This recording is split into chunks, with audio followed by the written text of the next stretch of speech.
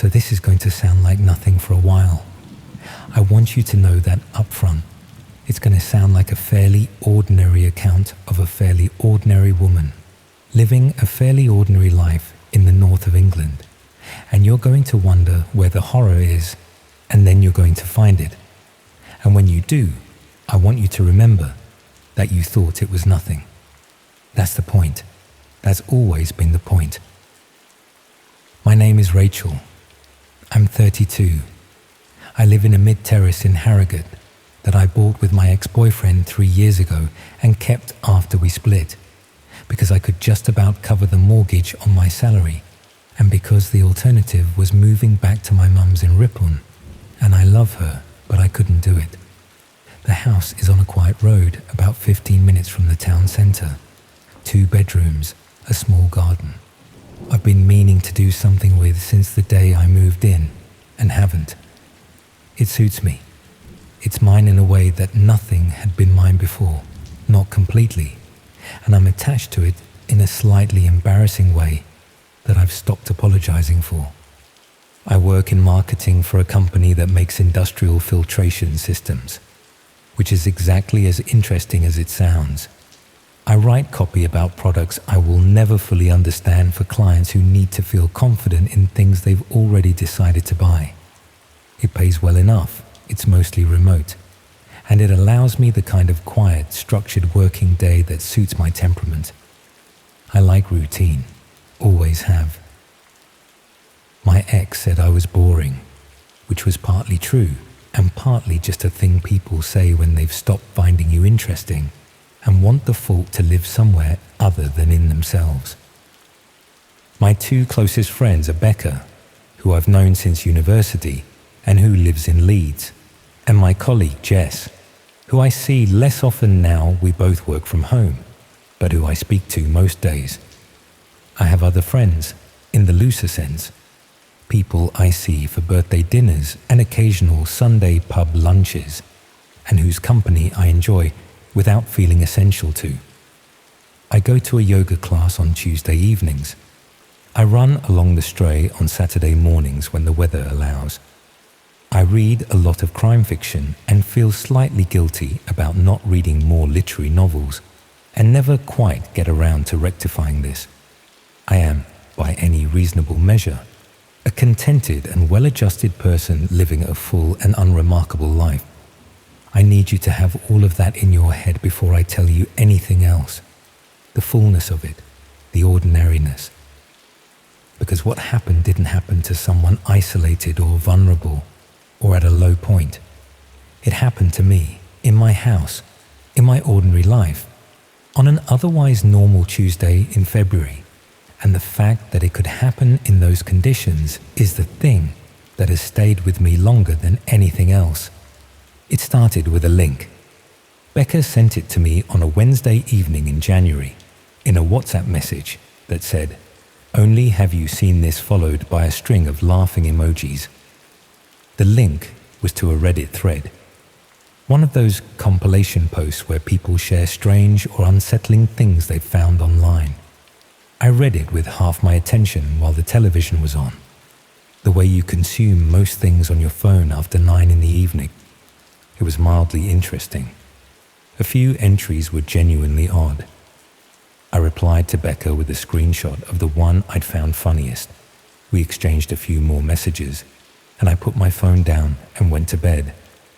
What I didn't do in that first session was reach the bottom of the thread.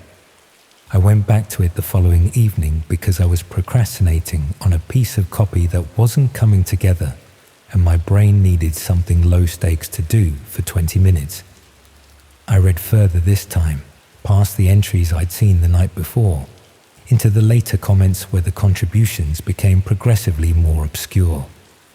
Most of it was still in the register of internet curiosity. Strange websites, odd subcultures, the kinds of digital corners that exist for no apparent reason but are ultimately harmless. And then, about 2/3 down, someone had posted a link with a description that was vague enough to be intriguing and specific enough to be unsettling. The description said only that it was a forum. that it was invitation only, that someone had got hold of an invite, and what they'd found inside was unlike anything they'd described before. I clicked it because I was procrastinating, and because the description was well written, and because I am, despite everything, curious by nature. The link resolved to what appeared to be a standard-looking forum interface. Muted colors, plain text. The kind of design that hasn't been updated in years and doesn't need to be, because function is the point, rather than appearance. There was a registration page. I didn't register. I read what was visible without logging in, which was limited. A few thread titles, some category headings, nothing that revealed much about the content. The thread titles were odd, not explicit, not immediately alarming, but odd in the way that certain things are odd when the language is slightly off, when the register doesn't quite match what the words appear to be saying. I closed the tab and finished the copy and went to bed. The yoga class that Tuesday was good. The instructor had put together a sequence that was genuinely difficult in the right places, and I drove home afterwards with that particular physical contentment that comes from having used your body properly, pleasantly tired, thinking about nothing more significant than what I was going to eat when I got in. The road was quiet, the house was warm. I made pasta and watched something on television and read for an hour before bed. I slept well. I always sleep well. The next day was Wednesday, and I had a call with a client in the morning that went better than expected. And Jess and I had a long debrief about it over a video call that made us both laugh. And in the afternoon, I finished a piece of work I'd been chipping away at for a week and felt the clean satisfaction of completion. I ran a bath. I rang my mum. I was in bed by 10 and asleep before 11. Thursday, I went back to the forum. I'm not going to pretend I don't know why. The thread titles had stayed with me in the way that certain things stay when your brain hasn't finished with them, turning them over at the edges of other thoughts.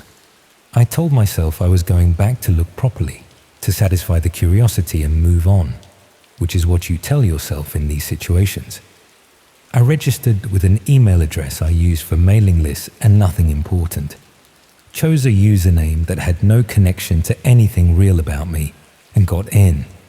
The forum had perhaps 30 active threads across several categories. Most of the categories were vague. Discussion, resources, recommendations, which could have meant anything and turned out to mean very specific things once you read into them. I spent about an hour reading without contributing, moving through threads in the way you move through a new environment, getting a sense of the geography before committing to any particular direction.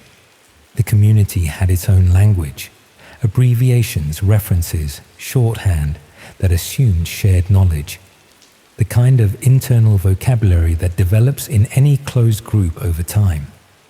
I didn't understand all of it on that first session.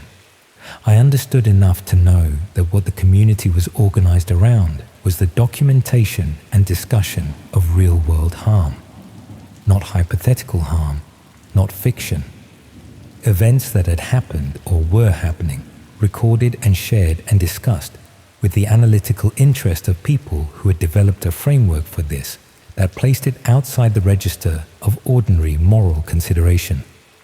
I closed the laptop at about 11 and sat on the sofa for a while. Then I reopened it and kept reading. The Saturday run was good, cold but dry, the Stray empty enough at 8 in the morning that I had long stretches of it to myself, the trees bare against a pale sky, my breath visible, my mind clearing in the way it clears with sustained physical effort. I ran further than usual, closer to 8 miles than my standard 5, and came home feeling scraped clean, which was what I needed. Becca came for lunch on the Sunday. We sat in the kitchen with the heating up and talked for 4 hours about everything and nothing. Her job, her complicated situation with a man she'd been seeing, My ex. Whether I was going to do anything with the garden this year. It was the kind of afternoon that reminds you why certain friendships matter. The ease of being known, the absence of performance. She left at 5, and I waved her off from the doorstep and felt genuinely, straightforwardly happy. That evening, I went back to the forum and found a thread that had been posted while Becca and I were having lunch. The thread was in the discussion category. It was structured around a specific event, something that had happened, the poster said, within the past week in the north of England. The details were partial and deliberately vague in places, but the location references were specific enough to be identifiable if you knew the area. I knew the area. I had grown up 20 minutes from the place being described. The event itself, and I am going to be plain about this without being gratuitous, because the details are necessary, and because dressing them up would be its own kind of dishonesty, involved a woman, alone, in her home.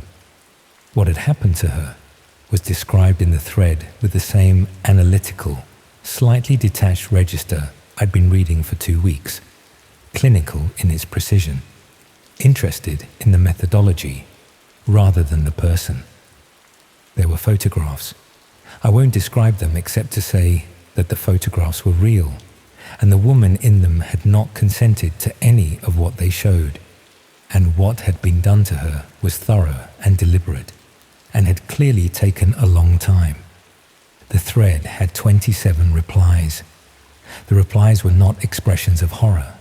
They were expressions of interest, questions about specifics, requests for additional material. One reply, posted that afternoon while Becca and I were talking about the garden, asked whether there was footage as well as photographs, and whether it could be shared to a specific subforum I hadn't found yet. I closed the laptop. I sat in the kitchen where 4 hours earlier I'd been happy in an uncomplicated way that now felt very far away. And I thought about the woman in the photographs, and I thought about the north of England, and I thought about the 20 minutes between where I was sitting and where the thread said it had happened. And then I thought about the last 2 weeks, the registration with the throwaway email, the username with no connection to anything real. I thought about whether that was actually true, whether the account was as disconnected from me as I'd assumed when I created it, whether I actually knew enough about how these things work to be confident of that. I opened the laptop again, not to read, but to think through what I'd done and what it meant, and whether I had, in 2 weeks of curious and increasingly absorbed browsing, left any trail between the throwaway account and the person sitting in a terrace in Harrogate who knew exactly how far 20 minutes was from where that woman had been photographed. I thought about the thread titles I'd found odd on that first evening, the register that was slightly off. I understood now what the register was. I understood that I had been reading for 2 weeks the ongoing documentation of real harm committed against real people. And I'd kept going back, and the community I had been reading had systems in place for the vetting of new members that I hadn't found yet and didn't fully understand. And I did not know what information they had gathered about me in the process of allowing me access. I rang the police at 9:10. I was on hold for a while, and then I spoke to someone and explained what I'd found, what the thread contained, the location references, the photographs, the date. They took it seriously. I gave them everything I could, the URL, the thread title, my account details, all of it. The woman in the photographs was identified. She was alive, which I learned 3 weeks later from a follow-up call I'd asked for, and which the liaison officer said was unusual to share, but that she felt, in this case, was warranted. She had been found. She was receiving care. The investigation was ongoing. I deleted the throwaway email account the same night I made the call. I don't know if that was the right decision or whether it destroyed something that might have been useful. I made it because I needed to do something concrete, and that was the thing available to me. It's been 8 months. The yoga class is still on Tuesdays. I still run the Stray on Saturday mornings when the weather allows. The garden is still unfinished, and I've accepted that I'm probably not a garden person, and that's fine. Becca still comes for lunch occasionally, and we still sit in the kitchen for 4 hours talking about everything and nothing, and those afternoons are still the thing they always were. What's different is smaller and harder to name. It's a quality of attention I carry into ordinary things now that wasn't there before. A knowledge about what exists, what is documented, what is discussed in certain places with a casualness that I still find, 8 months later, almost impossible to fully absorb. I knew in the abstract that terrible things happened and that some people organized their lives around the commission or consumption of those things. Knowing it in the abstract is entirely different from having spent 2 weeks reading the specific language of those people, the particular way their interest presents itself on a page, the ordinary sounding sentences in which extraordinary harm is discussed. The woman in the photographs is alive. I repeat that to myself sometimes when the knowledge gets heaviest. She's alive and receiving care, and the investigation is ongoing, and I made the call at 9:10 on a Sunday evening 8 months ago, and those facts are real, and they matter. What I can't fully resolve, and I've stopped trying, mostly, is the 2 weeks before the call.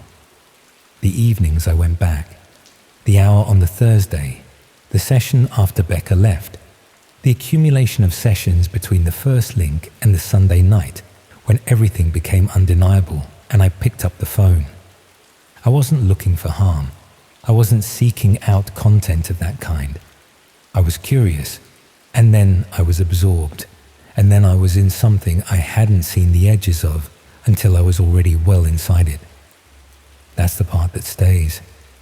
Not the horror of what I found, though that stays too, but the ease of the path in. How unremarkable each individual step was.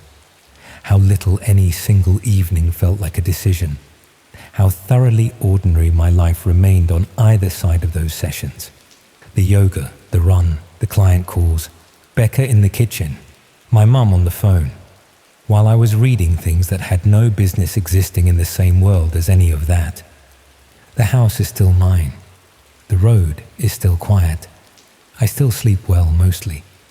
I just know things now that I didn't know in January, and some of them I'd give a great deal to unknow. And the option to do that has never been available and never will be. That's the deal, I suppose. That's what curiosity costs you when it takes you somewhere you weren't equipped to go.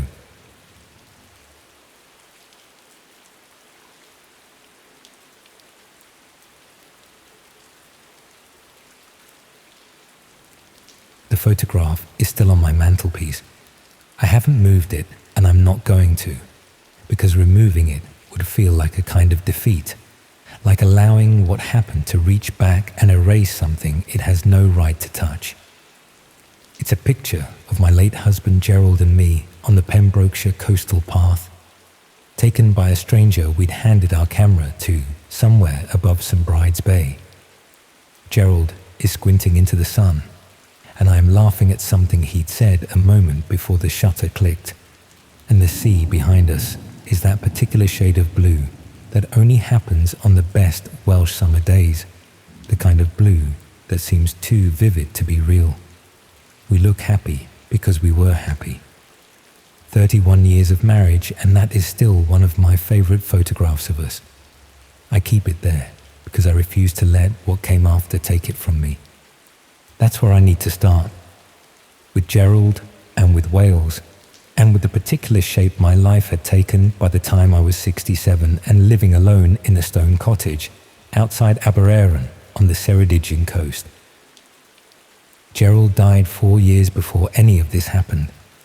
A cardiac event, that's the phrase the doctors used, which always struck me as oddly neutral for something so absolute. He was in the garden when it happened. In May, the roses he'd been nursing for years just coming into colour. I found him when I went out to call him for lunch. I won't describe that in detail because that grief is private, and also because it isn't the point of what I'm telling you. The point is the aftermath. The long rearranging of a life that had been organised around two people and now had to accommodate one. The silence in the evenings, the single cup of tea, the way the cottage, which I had always loved, began to feel in certain lights like a place I was maintaining rather than inhabiting. My daughter Stacey lives in Bristol with her husband and their two children. My son Rodri is in Edinburgh. They rang regularly and visited when they could, and worried about me in the way that adult children worry about a widowed parent. Sincerely, but at a distance. Reassured too easily when I said I was fine. I was fine mostly. I had friends in the village and in Abereron. I walked the coastal path 3 mornings a week, regardless of weather. I kept a garden that Gerald would have approved of and read more than I ever had when life had been fuller. I managed. But managing and flourishing are different things, and I was under no illusion about which one I was doing. The laptop was Stacey's idea. She set it up during a visit in the autumn after Gerald died, walked me through the basics, installed things she said I'd find useful, and left me with a printed sheet of instructions I consulted for months. I was not a natural with it. I'd used computers at the primary school where I'd taught for 30 years, but that was different, purposeful, bounded, nothing like the open endlessness of the internet approached without a specific task in mind. I used it cautiously at first. News, recipes, video calls with the grandchildren on Sunday evenings that became one of the fixed points of my week. Somewhere in the second year, I found a forum for people who'd been bereaved later in life. I stumbled onto it via an article I'd been reading, and I lurked for weeks before I posted anything, reading other people's accounts of loss with the particular relief of recognizing your own experience in someone else's words. When I did post, it was tentatively. A few sentences about Gerald, about the garden, about the way certain times of day were harder than others. The responses were kind, genuinely kind, in the way that strangers sometimes manage more readily than people who know you and are frightened by the proximity of your grief. I became a regular. I found people I looked forward to hearing from, whose situations I'd followed over months and whose small recoveries felt like shared victories. It was a measured and appropriate thing, that forum. It gave me something to look forward to in the evenings. It was good for me. I want to say that clearly, because what happened later has a way of casting everything before it in a suspicious light, and the forum was not suspicious. The forum was just a group of older people being honest about loss. That was where I first encountered the person who called himself David. He had been on the forum for a few months before he wrote to me directly. He was, according to his profile, 64, widowed 2 years previously, living in Shropshire, retired from a career in civil engineering. He had a way of writing that was measured and thoughtful, never performatively emotional, which I appreciated. Some people on the forum used it almost competitively, each post an escalation of suffering, and David was not like that. He was restrained, interested in others. He'd replied to several of my posts with observations that suggested he'd actually read what I'd written, rather than simply waiting for a space to respond. When he wrote to me privately, it was to share a piece by a Welsh poet he thought I might appreciate, given something I'd mentioned about walking the coastal path. He was right that I'd appreciate it. I did. I said so, and we began corresponding separately from the forum, through the messaging system it provided, and it was pleasant in a way I hadn't expected. A genuine exchange of ideas between two people at similar stages of life with overlapping sensibilities. We talked about books and about landscape and about the strange mathematics of grief, the way certain days ambushed you and others were unexpectedly bearable. Gerald would have liked the way the garden looks in October. The roses are finished, but the sedums have gone that deep bronze color he always loved. And the light in the afternoons falls across the back wall in a way that has not changed in 31 years. And sometimes I stand at the kitchen window, and the ordinary beauty of it is so acute I have to look away. I stood at that window on the morning I first felt properly uneasy about David. I couldn't have told you exactly why. It was the accumulation of small things, in the way that these recognitions usually are. By January, we had been corresponding for about 4 months. He had, at some point in November, suggested moving our conversations to a different platform, a messaging application I hadn't used before, which he explained allowed longer messages and was easier to navigate than the forum system. I downloaded it with Stacey's help during a phone call in which I mentioned I'd been chatting with someone from the forum, and in which she said that was lovely, Mum, in the tone of someone who is reassured and not paying quite enough attention.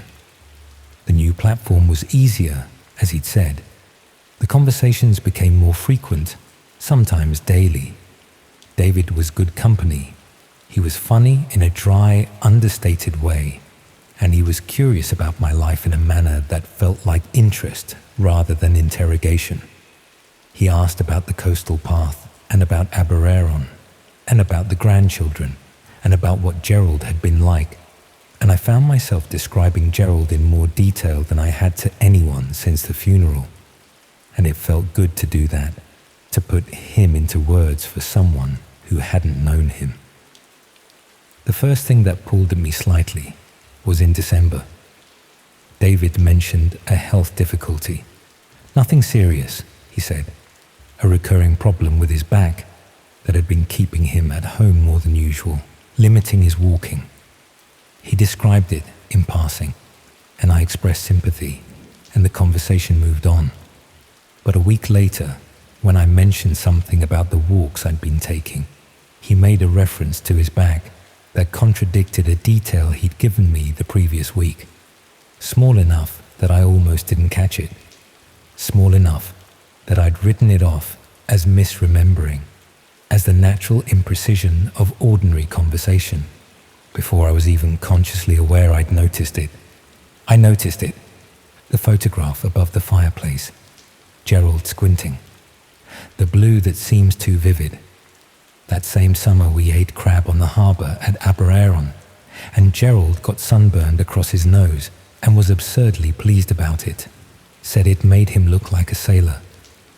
I have been thinking about that holiday a great deal in the past year, about how entirely uncomplicated it was, about the version of myself in that photograph, who had no idea how much weight the future was preparing to hand her. In January, he asked for my phone number. He framed it naturally, in the context of a conversation about a film we'd both mentioned wanting to watch, suggesting we might enjoy discussing it afterwards if we could speak directly rather than type. It was a reasonable request, and I had no concrete reason to refuse it, and I sat with my hands over the keyboard for longer than I should have before I typed a response. I didn't give him my number. I said I preferred to keep things written for now, that I found it easier, which was true as far as it went. He accepted it without apparent difficulty, said of course he understood completely, and we moved on. But the question had shifted something, and in the days after I found myself looking back over our conversations with a different quality of attention, what I noticed, working backwards through the months, was a pattern of accumulation I hadn't seen while I was inside it.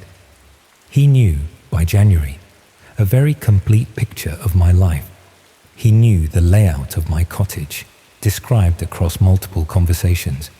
He knew my routine: the morning walks, the village shop on Thursdays, the Sunday video calls with the grandchildren.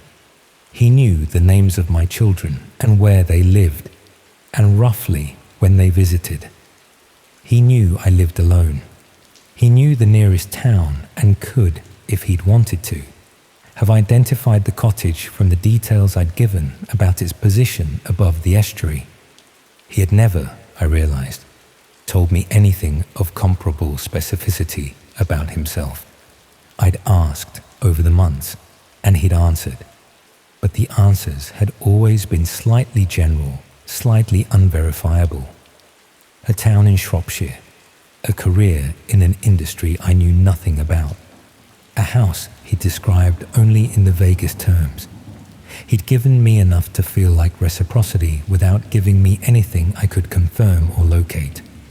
I thought about the detail that had contradicted itself in December. I thought about the slight precision with which he had catalogued my life while keeping his own behind gauze. I told Stacey. I rang her on a Tuesday evening, and I told her all of it, and I heard the quality of her silence as she listened. Stacey's husband worked in financial services and had a colleague with a background in online fraud investigation. And through that connection, which moved quickly once Stacey understood what I was describing, someone looked at what they could find about the account David had been using on the forum. The account was 14 months old. It had no online presence before the forum. The email address connected to it resolved to an account created a week before the forum registration.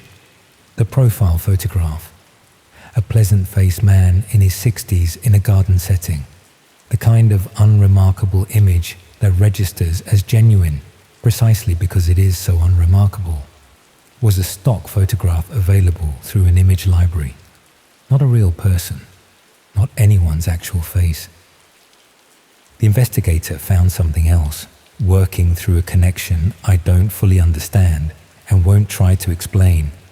The messaging application David had asked me to download, the one that was easier than the forum system that allowed longer messages, had been used from an account linked by an IP address to a cluster of similar accounts, all created within a short window of time, all used to contact women over 60 living alone. Not in Wales specifically, across the UK. Some of the accounts had been active for over 2 years. There was a thread on a part of the internet that required specific access to reach, in which those accounts were discussed. A community organized around the targeted approach and manipulation of elderly women living alone, sharing methods, recording successes, exchanging the personal details they had extracted, discussing the most effective pace of escalation, the most productive questions, the tells that indicated a target was becoming isolated enough to approach more directly. My name was in one of the threads. My address was in one of the threads. Not just the village, the cottage, the position above the estuary. A description of the exterior accurate enough that I understood with cold certainty that someone had looked at it. Not from the road, but from the estuary path below, which is a public path, which anyone could walk. The thread was dated 3 weeks before David had asked for my phone number. The discussion in it concerned the optimal timing for a physical approach given what had been established about my routine. The Thursday shop, the morning walks, the Sunday calls. My routine, mapped and shared among strangers, on a thread I would never have found without help, for a purpose that the investigator described to me in careful and measured language, while Stacey held my hand across the kitchen table. The police were involved, a specialist unit that dealt with online exploitation of older adults, which exists because this is not rare, because there are communities built around this specific category of harm, because the patience and the methodology and the long careful accumulation of a vulnerable person's trust is something that has been refined and shared and improved upon in corners of the internet where no ordinary search would find it. The account that called itself David was linked to an individual who was eventually identified and prosecuted.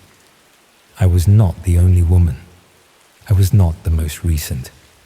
The thread that contained my address contained 6 other addresses, and the conversations recorded in the same cluster of accounts showed the same structure repeated across different women, different counties, different names and routines and layouts of home. The same patience, the same questions, the same gradual accumulation of everything needed to locate and approach someone who had been made through months of careful cultivation to feel less alone. I did not go to court. I was not required to. I was kept informed at each stage by a liaison officer who was thorough and kind, and who told me at the conclusion of the case that my call to Stacy had likely prevented something that she could not specify in legal terms, but which the pattern of the other cases made sufficiently clear. I keep that photograph on the mantelpiece because I refuse to let what happened take anything further from me than it already has. What it has taken is harder to name than a photograph. It is the ease I used to have with strangers, the open quality of my attention when someone shows interest, the willingness to describe where I live and how I live without a layer of calculation underneath. I had not, at 67, expected to have to learn those things. I had thought that the worst the world could do to me had already been done, in a garden in May, beside roses that were just coming into color. I was wrong about that. There is always, it turns out, another thing to lose and another kind of person willing to take it. I walk the coastal path 3 mornings a week. I tend the garden. I see the grandchildren on Sundays, and I love those calls with a fierceness that would probably embarrass me if I said it aloud. I'm still on the bereavement forum, because the forum did not do anything wrong, and the people on it are genuine, and the kindness I found there was real, even if one of the presences I took for real was not. I am more careful now, more deliberate about what I say and to whom, and how much I allow the picture to be assembled. I check, now, in ways I did not check before, whether what a person is giving me matches what I am giving them. It is a poorer way to move through the world, that vigilance. It costs something every day. The photograph is still on the mantelpiece. Gerald, squinting. Me, laughing at something that is lost now, something private, something from before. The blue behind us that seems too vivid to be real. It was real. That's the thing I hold on to. That particular blue, that particular day, that particular version of myself with no idea what was coming. All of it was real, and it happened, and nobody can reach back and take it away. Some things, it turns out, they cannot touch.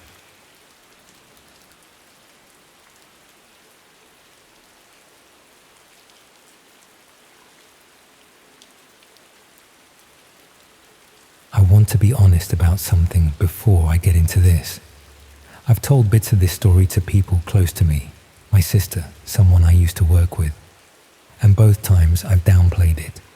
I made it sound like a weird thing that happened once, something I stumbled into and walked away from unscathed.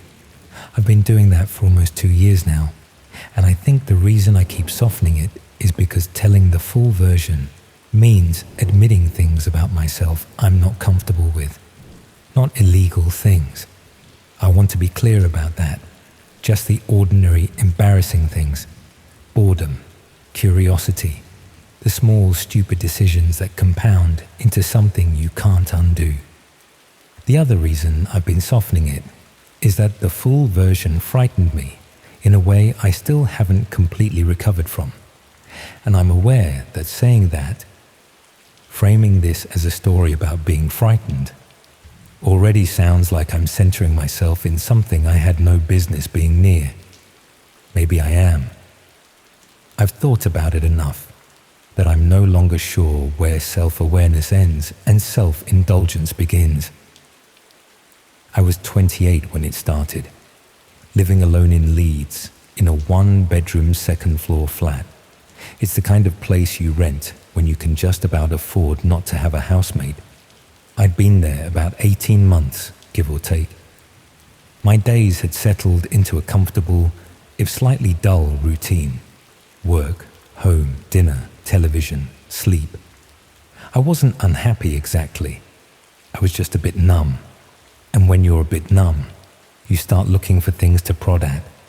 I'd read about the dark web the way most people had. News articles about takedowns, documentary clips, the occasional Reddit thread where someone claimed to have been down a rabbit hole they couldn't fully articulate. I'd always assumed it was something for people with a specific intent, people who wanted something they couldn't get through normal channels. I didn't think of myself as that kind of person. I told myself I was just curious, and I knew how that sounded even then, which is probably why I never mentioned it to anyone. Within an evening of looking into it, I was in. I won't go into exactly how. It wasn't complicated. The first thing that struck me was how mundane most of it was. I'd expected something that looked dangerous in the way a horror film set looks dangerous. All red and black and clearly wrong. Instead, it mostly looked like the internet did in about 2005. Crude layouts, text-heavy pages, forums that reminded me of the message boards I'd used as a teenager. There were illegal things, obviously, that's not a secret. But much of what I encountered in those first couple of weeks was just grey market. Strange, often bleak, but not the horror show the documentaries had implied. I started treating it a bit like sightseeing. An hour here, an hour there, mostly just clicking and reading, and occasionally feeling unsettled in a way I'd quietly enjoy, and then feel vaguely ashamed of at work the next morning. I wasn't buying anything. I wasn't engaging with anyone. I was just looking. That was my first mistake, I think. Convincing myself that looking was somehow neutral. I found the listings site about 3 weeks in. I can't remember exactly how I got to it. Some link from somewhere else. The way everything on the dark web connects to everything else in ways that aren't always obvious. It looked, at first glance, like a classified ads page. Think Gumtree, but stripped back to almost nothing. Categories down the left side, a search bar, listings with brief titles and small photographs. Most of the categories were what you'd expect. There was one, though, sitting near the bottom, that simply said surveillance. No further description, just that word. I should have kept scrolling. I've thought about that moment many times since. It was such a small thing, clicking that link. The kind of thing that takes less than a second and costs you nothing. Except it did cost me something, as it turned out. It cost me quite a lot. The listings under that category were varied and, I'll be honest, initially disappointing in a way that was almost a relief. Some were people selling old CCTV equipment. A few were offering security consultancy services through vague, poorly written descriptions. One or two had that unsettling ambiguity where you couldn't quite tell what was being sold and didn't want to read closely enough to find out. I scrolled through without clicking much. Then I found the one that stopped me. The title was short: Property in West Yorkshire, full documentation. The thumbnail was dark and slightly out of focus, but you could make out what looked like a residential street at night. Just ordinary terraced houses, orange lit by a street lamp. Completely unremarkable. And yet, something about it made me pause. I clicked through. There was a gallery of photographs, maybe 12 or 15 in total, and a block of text below them. The photographs were all of the same street, taken from different angles and at very different times. Early morning shots with the light low and grey. Daytime photographs taken mid-week, judging by the empty pavements. Several taken after dark from what looked like a parked car. The angle slightly upward, through glass, the way you'd see the street if you'd been sitting in the driver's seat for a while. Someone had been to this street many times, over days probably, maybe longer. The text was what stopped me breathing for a moment. It was spare and factual in the way that made it worse. It listed the street name. It listed the house number. It described the occupant as a woman, somewhere in her 30s, with a specific physical description: height, build, hair color, even a note about the coat she was regularly seen wearing. It stated that she appeared to live alone and gave the approximate hour she left and returned each day. It listed what vehicle was parked outside most mornings.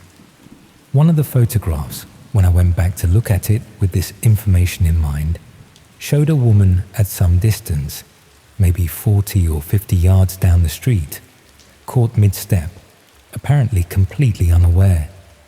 She was wearing the coat. Then there was a price, somewhere in the low hundreds of pounds, and a line that said, "Full package includes additional timestamped documentation and daily pattern log, available on request." I sat looking at it for a long time. I kept waiting for my brain to offer me a rational explanation. Property developer, legal dispute, some kind of legitimate investigative purpose. None of those explanations sat comfortably. The language was too specific. The photograph of the woman was too intimate, too careless about what it implied.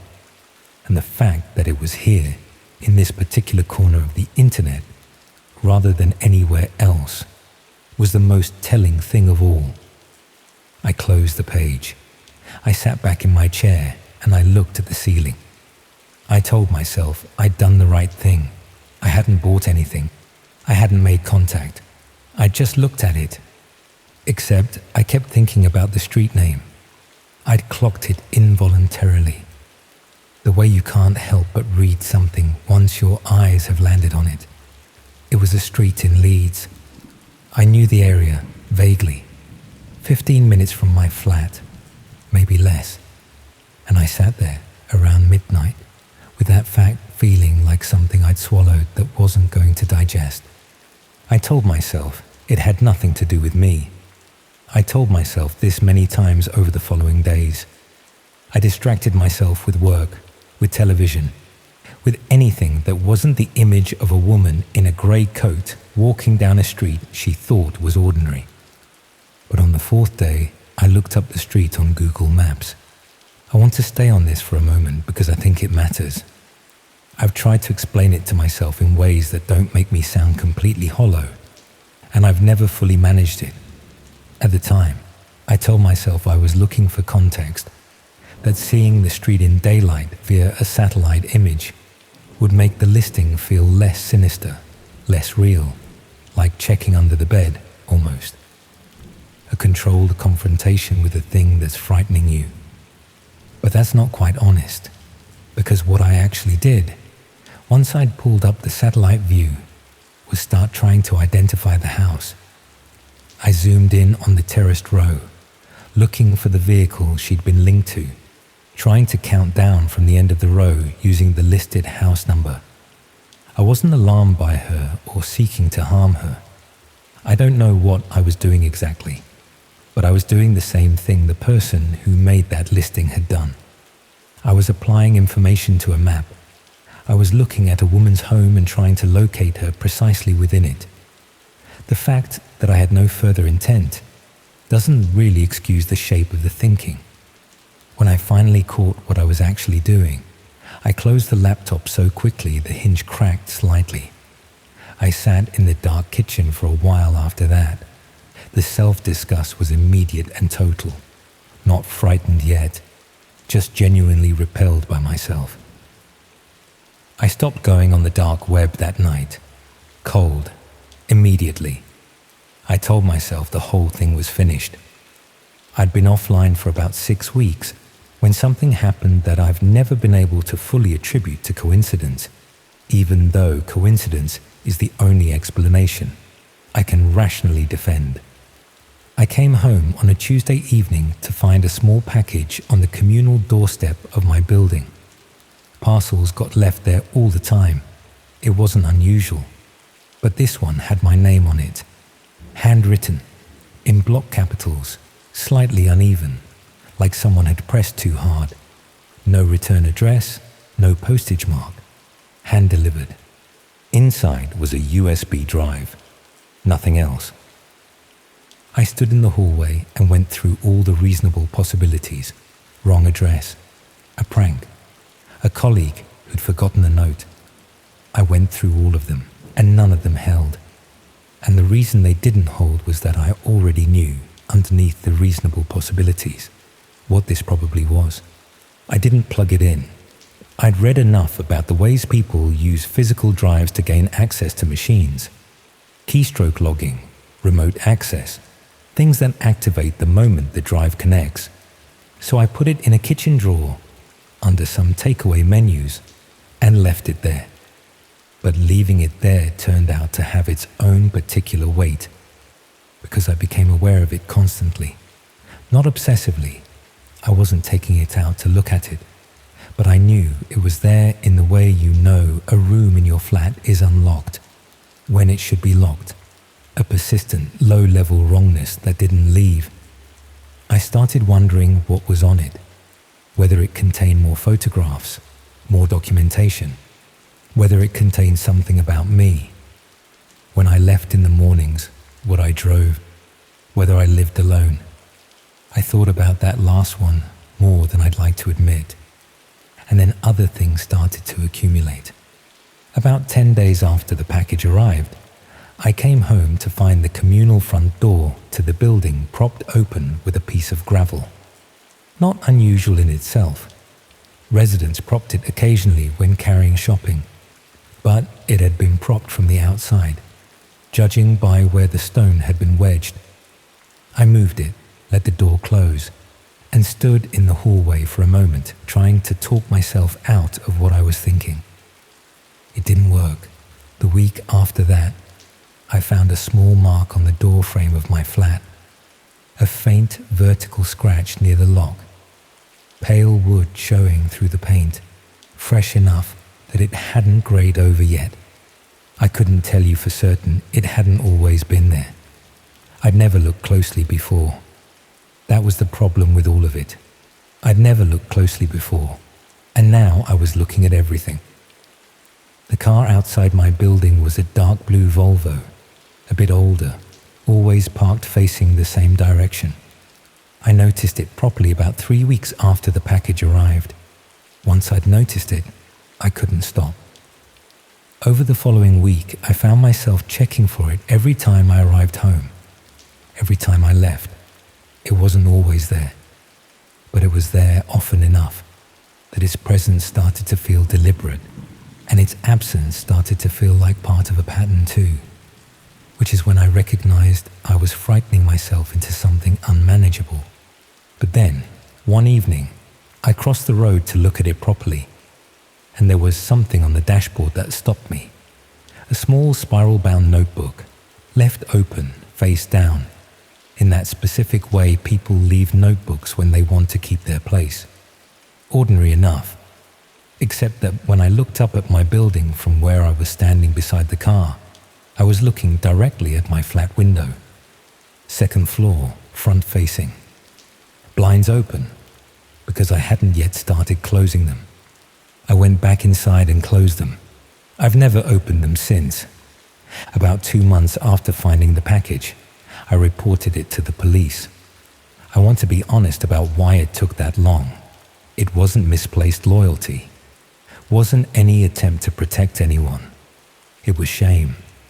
Explaining what had happened meant explaining where I'd been, what I'd been browsing, and the moment in the kitchen with Google Maps that I'd never told a single person about. I waited 2 months because I couldn't face saying any of that out loud to a stranger in a police station. The officer who took the report was a woman, mid-40s, brisk in a way that was probably professional, but felt like impatience. She listened carefully, took the drive, took my account. When I finished, she asked, with a flatness that made the question worse, whether I had any reason to believe I'd been personally identified through my use of the site. I said I didn't know.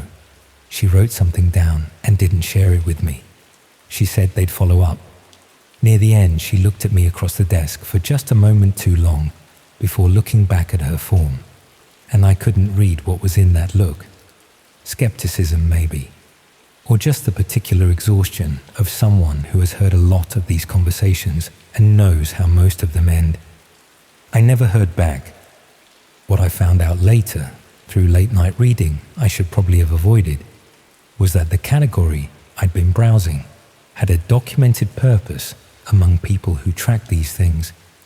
They were called targeting packages, compiled personal profiles on private individuals, their address, daily movements, physical description, domestic situation, vehicle, built up over time through observation, and sold to buyers whose intentions were never stated and didn't need to be. The buyers could be anyone: a stalker with a fixation, someone with a specific grievance, someone who'd been paid by someone else.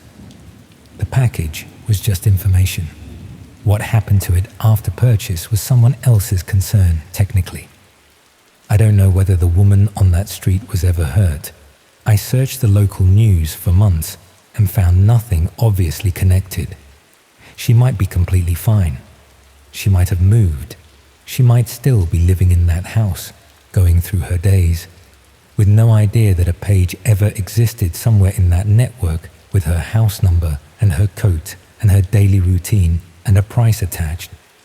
Or something might have happened that I never connected to what I'd seen. It might have happened quietly, in a way the news didn't carry, or carried in a form I didn't recognize. That not knowing has a texture to it. It's not like ordinary uncertainty, the kind that fades when you stop thinking about it.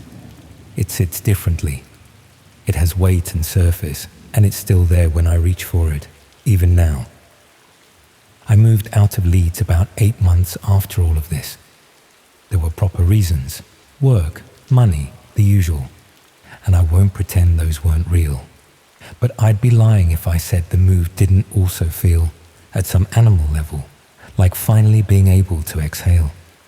I took the kitchen drawer with me when I moved. Not intentionally. It was built in. I'd forgotten. When I was packing, I found the takeaway menus, but the USB drive was gone. I went through the drawer twice. I went through the boxes I'd packed. I went through the flat. I don't know when it went. I don't know if I'd moved it at some point and forgotten, the way you do with small objects. I don't know if someone else had been through the drawer. I don't know if the police had taken it when they said they'd taken it, or whether they'd given it back at some point in a conversation I'd half remembered wrong. I stood in the empty flat, with the drawer in my hands, for a long time, trying to reconstruct a timeline that didn't leave a gap. The gap is still there. I've not gone back to any of it since. The dark web, the listings, any of it. Not because I'm worried about what I'd find, because I'm worried about who I'd be while I was looking. The Google Maps moment taught me that. The way curiosity, if you let it, will route itself through the same channels as something much worse and arrive somewhere you didn't mean to go. The mechanism is identical. The outcome is the only difference, and the outcome is downstream of intent, and I'm not entirely sure I trust myself to examine my intent in real time. I'm not sure most people could. I think about the woman sometimes, her coat, the angle of that photograph, the fact that she was walking towards something or away from something and had no way of knowing she was being framed in a lens. There's an image I can't get rid of, and I've stopped trying. It's her, at that distance, mid-step. It's the fact that whoever took the photograph stayed still while she moved. Waited, possibly, for her to come into frame. Or followed her movement with the camera and pressed the shutter when the composition was right. Patient, deliberate. already thinking about how it would look in the listing.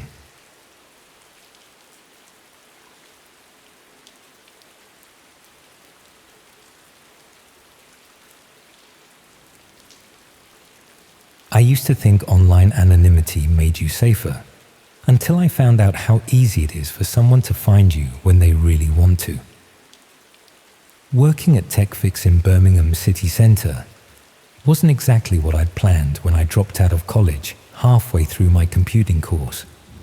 The pay was rubbish, and most customers treated you like you were thick, but it beat signing on and gave me something to do while I figured out what came next. Plus, Dave, who owned the shop, was decent enough and didn't ask too many questions about why I'd left uni.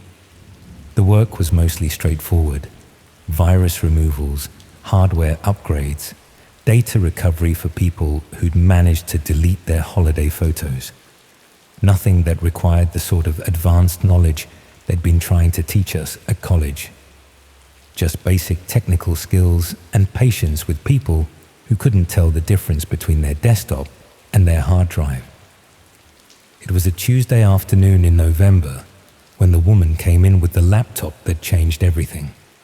She was probably in her 50s, well-dressed but nervous, the sort of customer who clearly didn't feel comfortable in computer shops.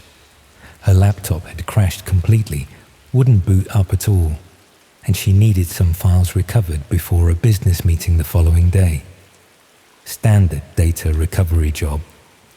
I explained it would take a few hours to extract the files safely, and she could collect the laptop the next morning. She seemed relieved and left after paying the deposit.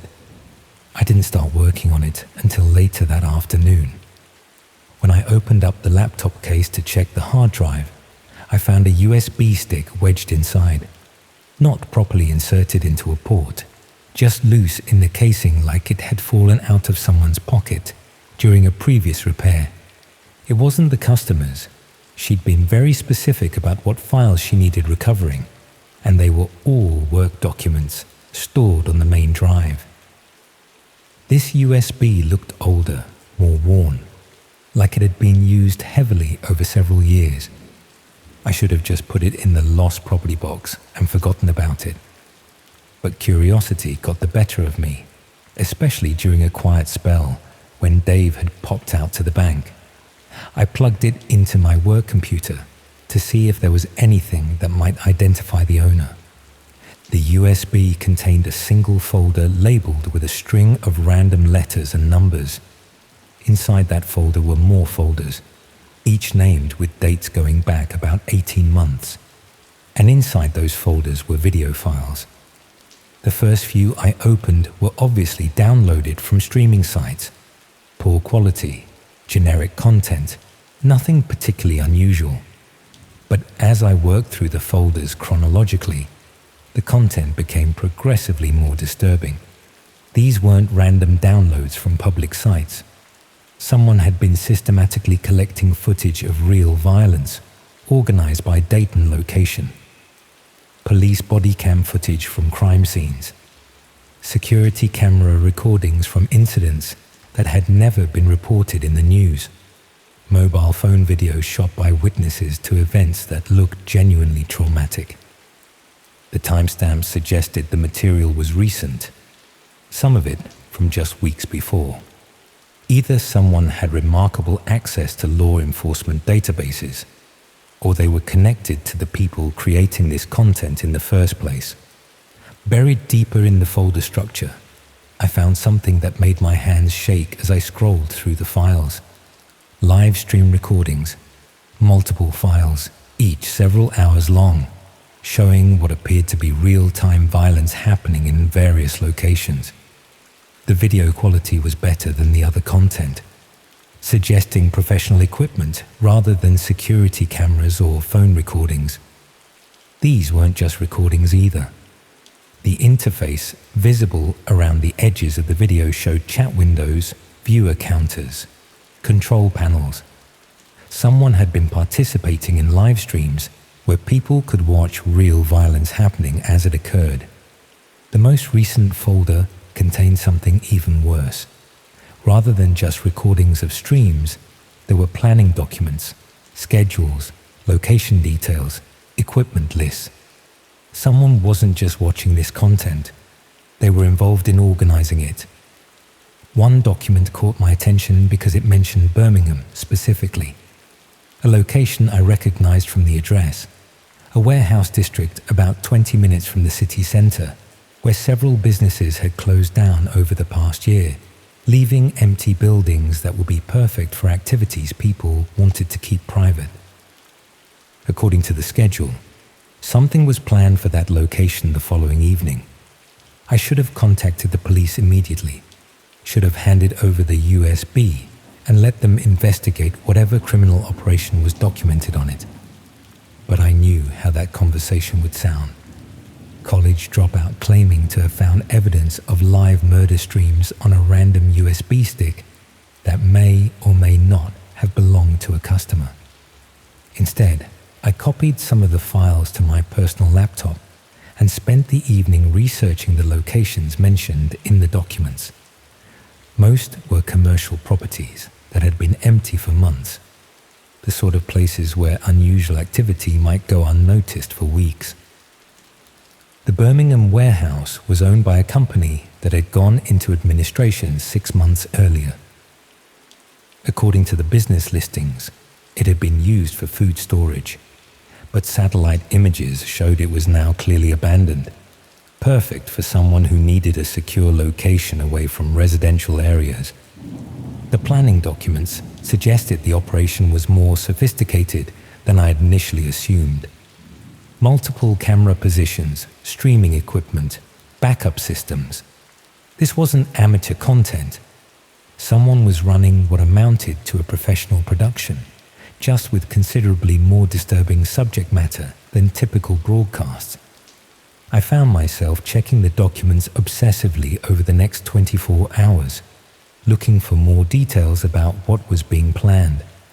The scheduling information suggested regular events rather than one-off incidents, with different locations used on a rotating basis to avoid detection. By Wednesday evening, I'd convinced myself that I needed to see for myself what was happening at the warehouse, not to get involved or intervene, just to confirm whether the documents were describing something real or elaborate fiction. I drove out there around 8 o'clock, parking several streets away and approaching on foot through the industrial estate.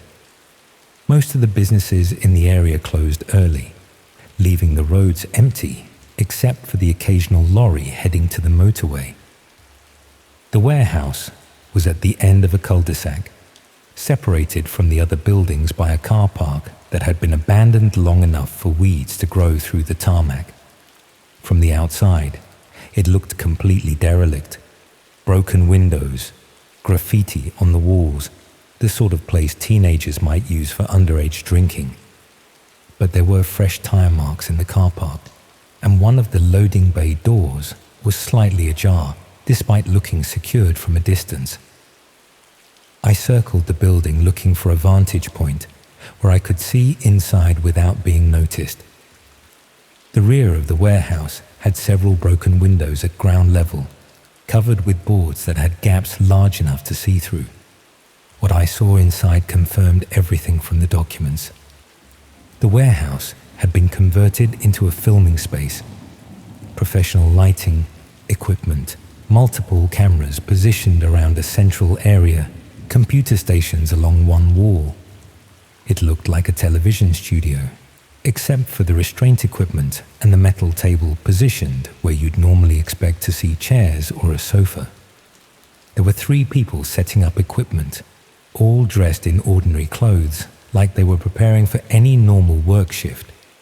Nothing theatrical or sinister about their appearance.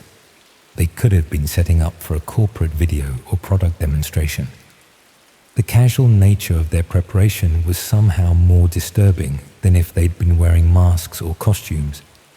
These were just people doing a job, even though that job involved creating content that would traumatize anyone with a functioning conscience. I watched for about an hour as they completed their setup and tested various pieces of equipment. Around 9:30, a van pulled up outside, and 2 more people entered the building.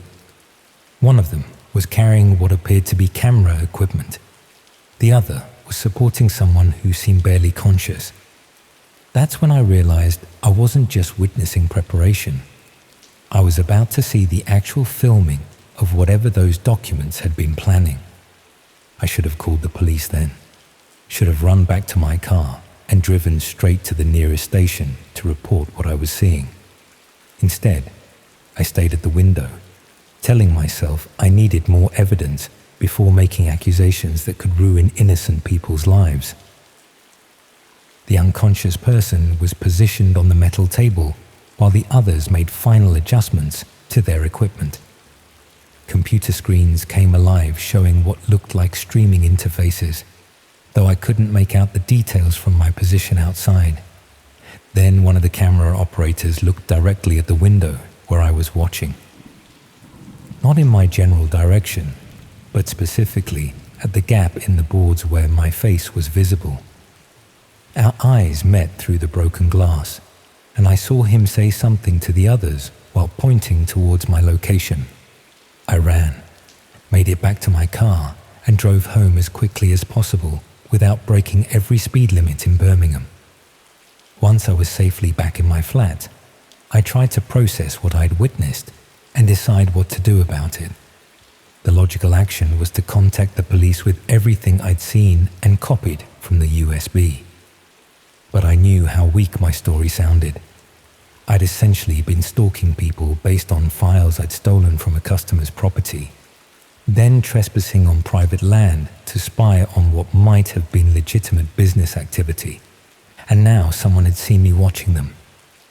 I spent the rest of the evening checking that my flat was properly secured and trying to convince myself that the person at the warehouse had no way of identifying me. They'd seen my face for maybe 3 seconds in poor lighting conditions. Even if they wanted to find me, how could they possibly know who I was or where I lived?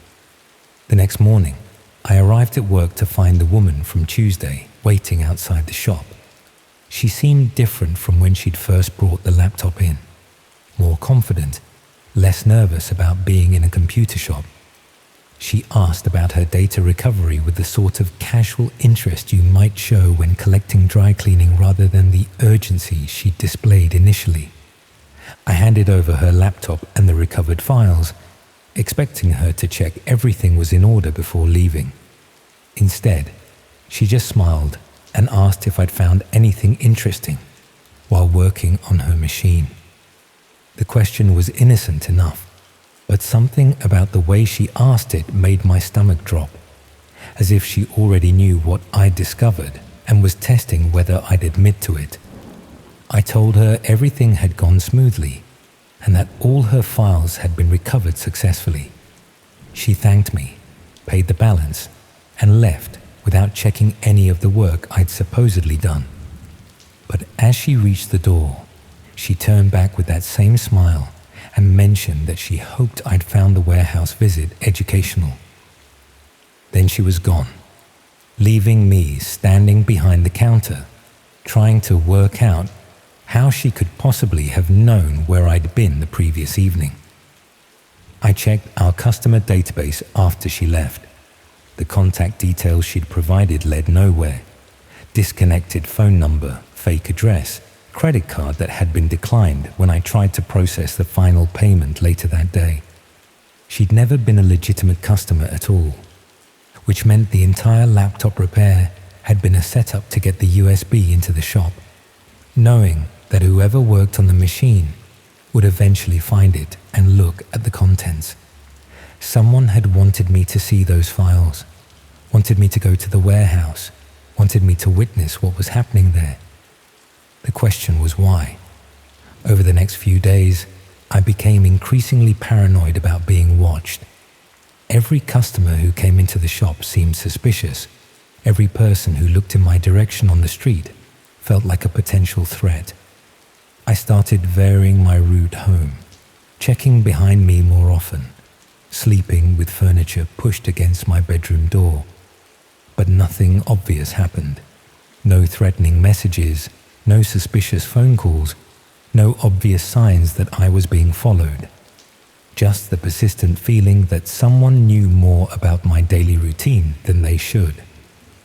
A week later, I found another USB stick. This one was left on the counter at work while I was helping a customer in the back room. When I returned, it was sitting next to the till with a small note attached that simply said, "Next episode." I should have thrown it away immediately, or handed it to the police, or quit my job and moved to another city. Instead, I took it home and plugged it into my laptop. The files were similar to the first USB, but more recent. New locations, new scheduling documents, new recordings of events I didn't want to see, but couldn't stop watching. And buried in the folder structure was something that made my blood turn cold. Photos of me, not just from the warehouse. Dozens of images taken over the past week showing me walking to work, shopping for groceries, sitting in my flat with the curtains open. Someone had been documenting my daily routine with the systematic thoroughness of a professional surveillance operation. The final folder contained a single document with an address and a time. Tomorrow evening, 8 o'clock. The location was another abandoned warehouse, this one on the other side of Birmingham. And at the bottom of the document, a single line of text that made it clear this wasn't an invitation. Your turn. I'm writing this now because I don't know what else to do. The police won't believe a story this bizarre without evidence I can't provide without incriminating myself. Moving away won't help if these people have the resources to track me down once already. Tomorrow evening, I'll have to decide whether to go to that warehouse or spend the rest of my life wondering when they'll decide to come and find me instead. Either way, I don't think online anonymity is going to keep me safe much longer.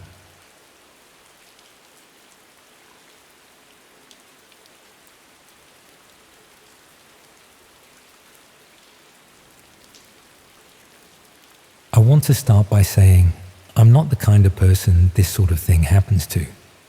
I know that's probably what everyone says, and I know how it sounds, but I mean it in a specific way. I wasn't looking for anything. I wasn't curious about things I shouldn't have been curious about.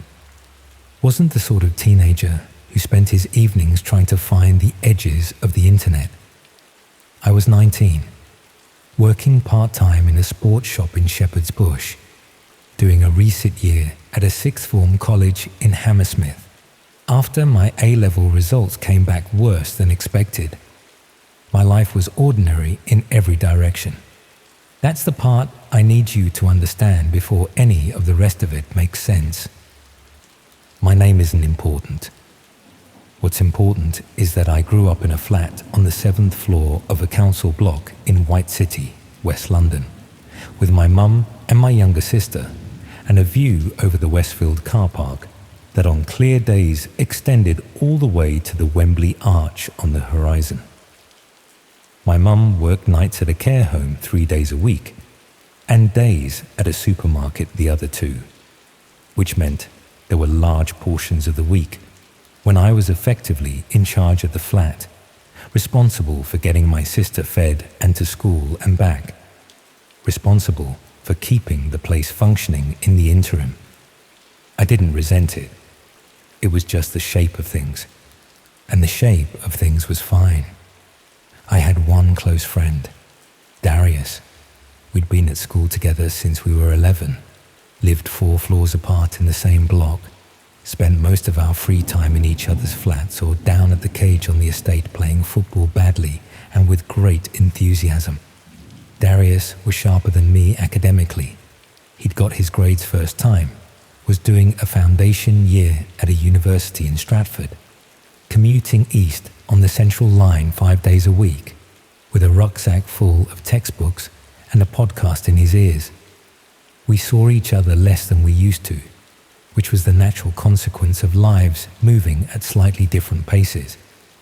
But when we did see each other, it was easy in the way that only very old friendships are easy.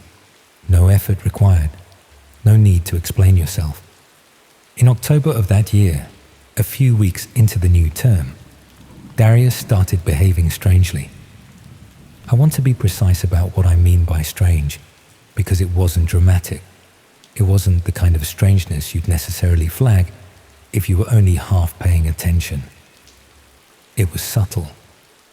He cancelled plans twice in quick succession, both times with explanations that were technically adequate, but felt slightly off, like he was reaching for a reason rather than reporting one. When we did see each other, he was distracted, present in body, but somewhere else in his attention. And he had a habit I hadn't noticed before of checking his phone under the table, tilting the screen away from me when he did. None of that on its own would have meant anything. Together, over a few weeks, it built into a texture of wrongness I couldn't entirely ignore. I told myself he'd met someone, new relationship energy, the need for privacy, the way people briefly become strangers to their oldest friends when there's someone new absorbing their attention. It was the simplest explanation, and it fit the available evidence well enough that I let it settle. I stopped noticing the strangeness as a thing to be worried about and started noticing it as a thing to tease him about when the moment was right. The moment never came. In November, on a Wednesday evening, Darius stopped answering his phone. At first, the first day maybe two, I assumed he'd lost it, or broken it, or run out of credit and not got around to sorting it. I knocked on his door on the Thursday evening and got no answer, which wasn't unusual. His mum worked long hours, and his younger brothers were often out. And Darius himself was sometimes at the library until late. I left it, tried again Friday, no answer. Sent a message that showed as delivered but not read, and then a second message, and then a third. By the following Monday, I mentioned it to his mum in the lift, casually, trying not to sound as uneasy as I felt. She looked at me with an expression I couldn't immediately read and said she thought he'd been staying with a friend from university, that she'd had a message from him saying not to worry, that she'd assumed I knew. I said yes, of course, and got out on my floor and stood in the corridor outside our flat and felt the unease sharpen into something cleaner and colder. He hadn't told me. In 11 years of friendship, Darius had never gone somewhere without mentioning it, had never been unreachable for more than a few hours without an explanation. The message to his mum, I thought about the wording she'd used not to worry, was the kind of message someone sends when they know a person is likely to worry, which means it was written with his mum in mind, written to manage her, not because everything was fine. I went home and I sat on my bed and I thought about the previous few weeks and I looked at it differently than I'd been looking at it. The cancelled plans, the tilted phone screen, the distraction. Seen from a new angle, it didn't look like the beginning of a relationship. It looked like someone managing what the people around him were allowed to see. I didn't know what to do with that. So I started with the only thing I had, his laptop, which he'd left at mine 2 weeks earlier and hadn't collected, which I'd assumed was accidental, and had put on my desk meaning to return it. I want to say clearly that I went into that laptop looking for a way to contact him, a university email address I didn't have, a name of someone from his course I could reach out to, anything that might tell me where he was or give me a number to call. That was genuinely what I was doing. I'm not dressing it up. His browser history was mostly unremarkable. University portal, YouTube, a football statistics site he'd been using for as long as I'd known him. But at the bottom of the history, from about 3 weeks before he went quiet, there was a cluster of visits to a site I didn't recognize. Not a named site. The address was a string of characters that didn't resolve into anything meaningful. The kind of address you'd only ever arrive at if someone had given it to you directly. He'd visited it 11 times over the course of about 2 weeks, always late at night, always from 11 p.m. onwards. The last visit was 4 days before he stopped answering his phone. I typed the address into my own browser. The site loaded slowly, in pieces, like it was being assembled from somewhere far away. When it finished loading, it showed a plain dark page with a small amount of text and a grid of thumbnails. The thumbnails were small and low resolution, and I couldn't make out their content clearly. The text above the grid was a title and a description, and it took me a moment to process what the description was actually saying, because my brain kept sliding off it the way it slides off things that don't fit inside the range of what it considers possible. The site was a repository. That's the cleanest word for it. A collection of recordings. The description was matter-of-fact about what the recordings contained. Deaths. Film deaths. Organized by category, by date, by what the description called method. The thumbnails in the grid were stills from those recordings, and I understood that before I looked at them directly. And I looked anyway, because some part of me needed confirmation before it would accept what it was being told. I closed the laptop. I sat on my bed with my hands in my lap, and I breathed, and I looked at the wall for a period of time I couldn't accurately estimate. The flat was quiet. My sister was asleep. The Westfield car park was lit orange through the window. Then I opened the laptop again and went back. I've asked myself many times since why I went back. The honest answer is that Darius had been on that site 11 times, and Darius was missing. And the connection between those two facts was something I needed to understand before I could decide what to do. That's the honest answer. I'm not going to dress it up with anything braver or more logical than that. I went through the site more carefully the second time. It had the structure of a forum as much as a repository. There were threads beneath each recording, discussions, commentary, the casual back and forth of people who had watched the same thing and wanted to talk about it. The tone of those threads was the thing that affected me most, more even than the content of the recordings themselves. It was the ordinariness of it, the way people wrote about what they'd watched in the same register you'd use discussing a television program. Noting what worked, what didn't, comparing it to previous entries, anticipating future ones. A community with shared taste and shared vocabulary and shared enthusiasm. An absolutely ordinary community built around the most unordinary thing I'd ever encountered. I looked for Darius, a username, a comment, any trace of him in the threads. I didn't find one.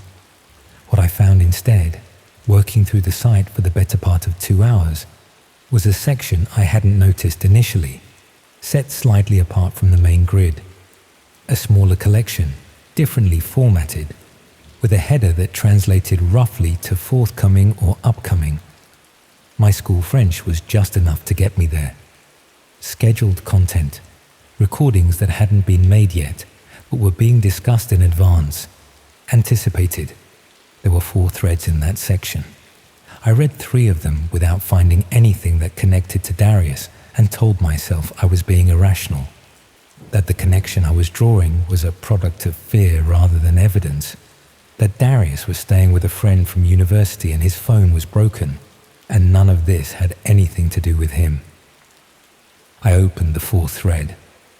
The discussion in it was structured around logistics, dates, a location described in terms vague enough to be unidentifiable, references to a subject. The subject was described in ways that were functional rather than personal.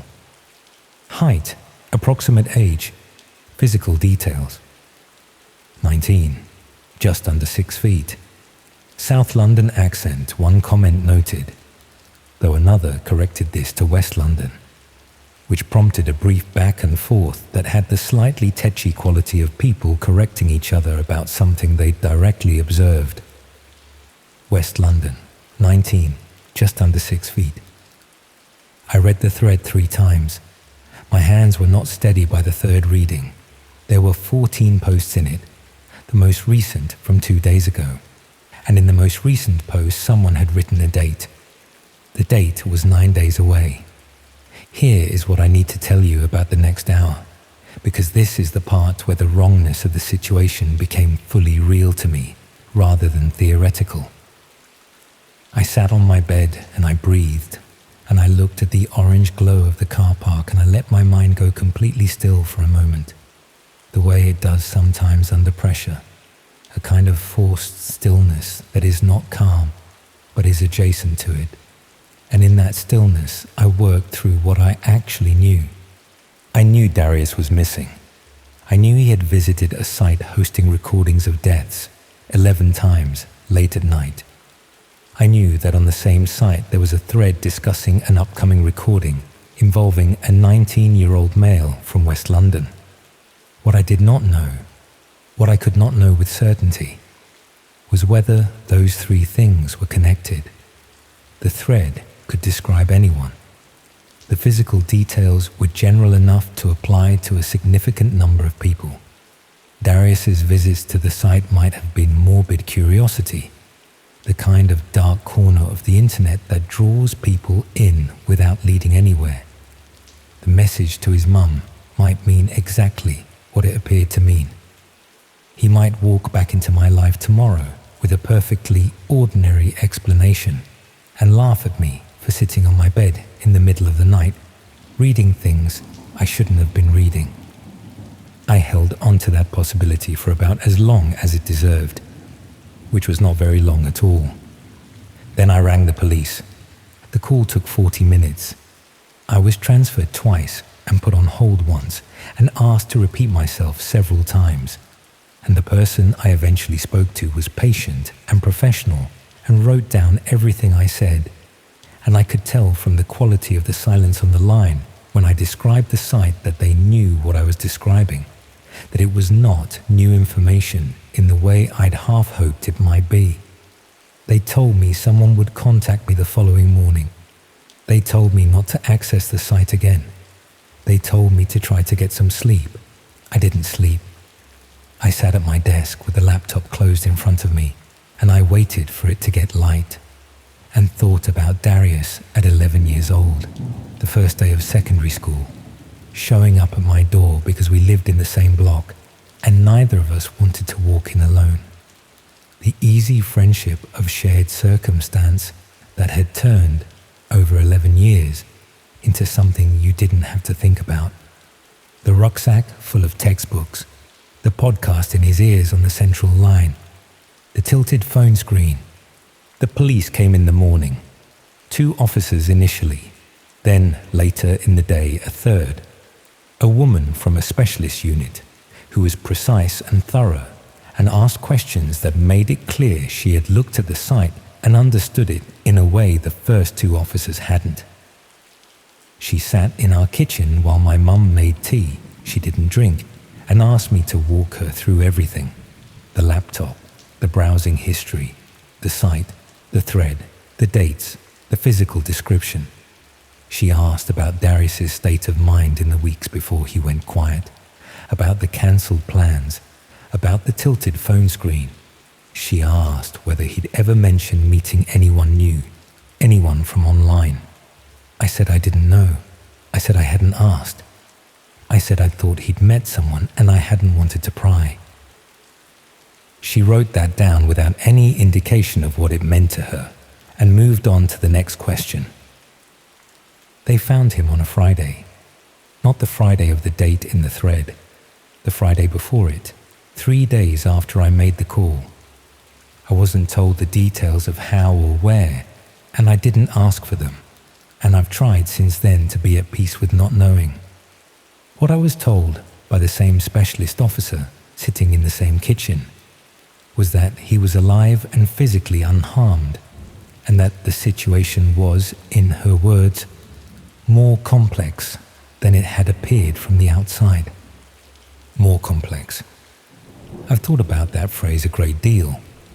What emerged over the following weeks in fragments passed through my mum and Darius's mum, and eventually through a brief conversation with Darius himself that I'm not going to describe in detail because it's his and not mine.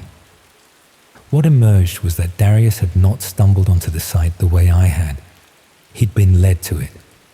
Someone he'd met through a university acquaintance had introduced him to it gradually, the way you introduce someone to something you're not sure they're ready for, testing the edges of their tolerance before pushing further. He'd been on it 11 times because he'd been trying to find a way out of something walked into without understanding what it was. The message to his mum had been sent under pressure by someone who wanted his disappearance to read as voluntary. The date in the thread had not been hypothetical. He's all right.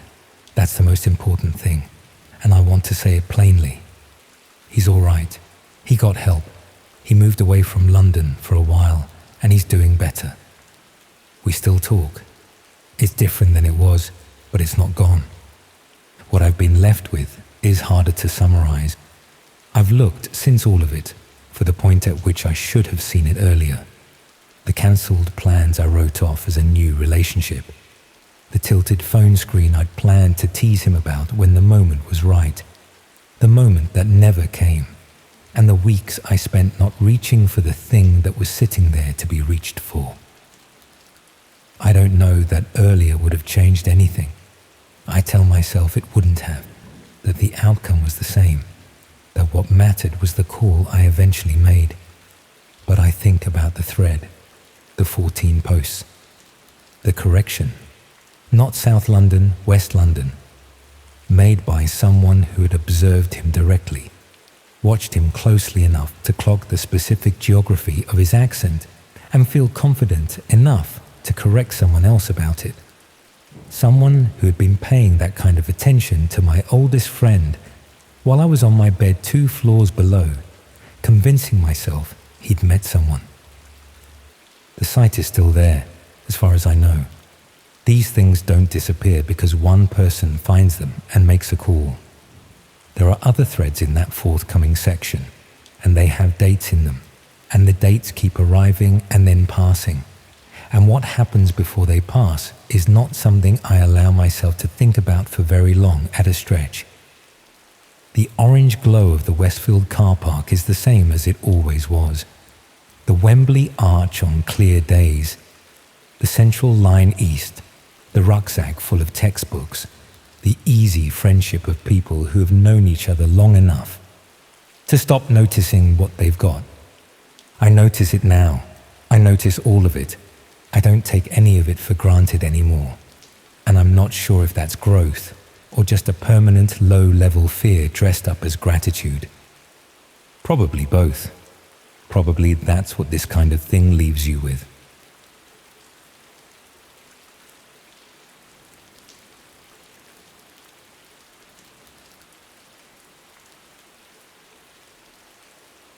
I've been asked more than once why I chose care work. It's one of those questions that sounds simple until you try to answer it honestly. The polite version is that I wanted to make a difference, that I'd always been the sort of person who noticed when someone needed help and felt compelled to do something about it. The honest version is that I think I was drawn to it because it gave structure to something in me I didn't fully understand. This need to be useful, to have my presence matter to someone in a concrete way. I was 31 when I started, newly out of a long relationship, living alone for the first time in years, in a flat above a chip shop on the seafront in Whitby that smelled of vinegar and salt, and which I grew to love in the way you grow to love things that are slightly wrong for you. Whitby suited me. People come there for the ruins and the harbour and the fish, and the people who actually live there develop a particular self-sufficiency, a tolerance for grey weather and tourist seasons, and the specific loneliness of a place that is always full of visitors but never feels crowded. I'd grown up further down the coast, near Scarborough, and moving to Whitby felt like coming sideways rather than back, which was exactly what I needed at the time. I worked for a domiciliary care agency covering the older streets above the harbour and the villages along the coast road. My clients were mostly elderly, people in their 70s and 80s living alone in houses too large for them, managing on pensions, keeping their pride intact by refusing to admit how much they needed. I did their shopping, helped with personal care where required, sat with them for the allotted time and sometimes longer when I could manage it. I was good at it, not because of any particular training beyond the mandatory certificates, but because I was patient and I listened and I didn't treat the work as a transaction. That's not self-congratulation. It's just that it was the right fit, and those fits are rare enough that you notice them. I had 17 clients on my regular rota. Maurice was not one of them originally. He came through a handover from a colleague who was leaving the agency, a woman called Denise, who'd covered his visits for 2 years and who said, when she passed him on, that he was private and I shouldn't take it personally if he seemed unfriendly at first. She said it in a way that suggested she hadn't entirely resolved the unfriendliness herself. The house was on the edge of Runswick, about 6 miles up the coast. It sat apart from the main cluster of cottages, closer to the cliff edge than planning would probably allow today, with a view over the North Sea that on clear days was extraordinary, and on bad days, most days, October through March, was an unbroken grey wall of cloud and moving water. Maurice was 78. He'd had a mild stroke the previous spring that had affected his left side and made certain daily tasks difficult. His wife had died 4 years earlier. He had a daughter in Edinburgh who rang on Sundays and visited at Christmas and believed, as far as I could tell, that he was managing fine. He was not managing fine. The house wasn't dirty exactly, but it had the quality of a space that had given up being cared for. Surfaces filmed with dust, curtains not quite drawn properly, a kitchen that smelled of meals eaten standing at the counter. He moved around it carefully, as though the stroke had made him mistrust his own body, and when I arrived, he looked at me with an expression that was not quite hostility and not quite welcome. Assessment is the word that came to mind then, and it's the word that comes to mind now, though I understand it differently. I made him a cup of tea, found where things lived without asking, sat across from him and let the quiet settle, then asked what he'd been reading. There was a book on the arm of his chair, a history of Yorkshire's fishing industry, dense with photographs. He looked at it, then at me, and something shifted slightly in his expression. Not warmth, the beginning of the possibility of warmth. That was October. By December we had a routine.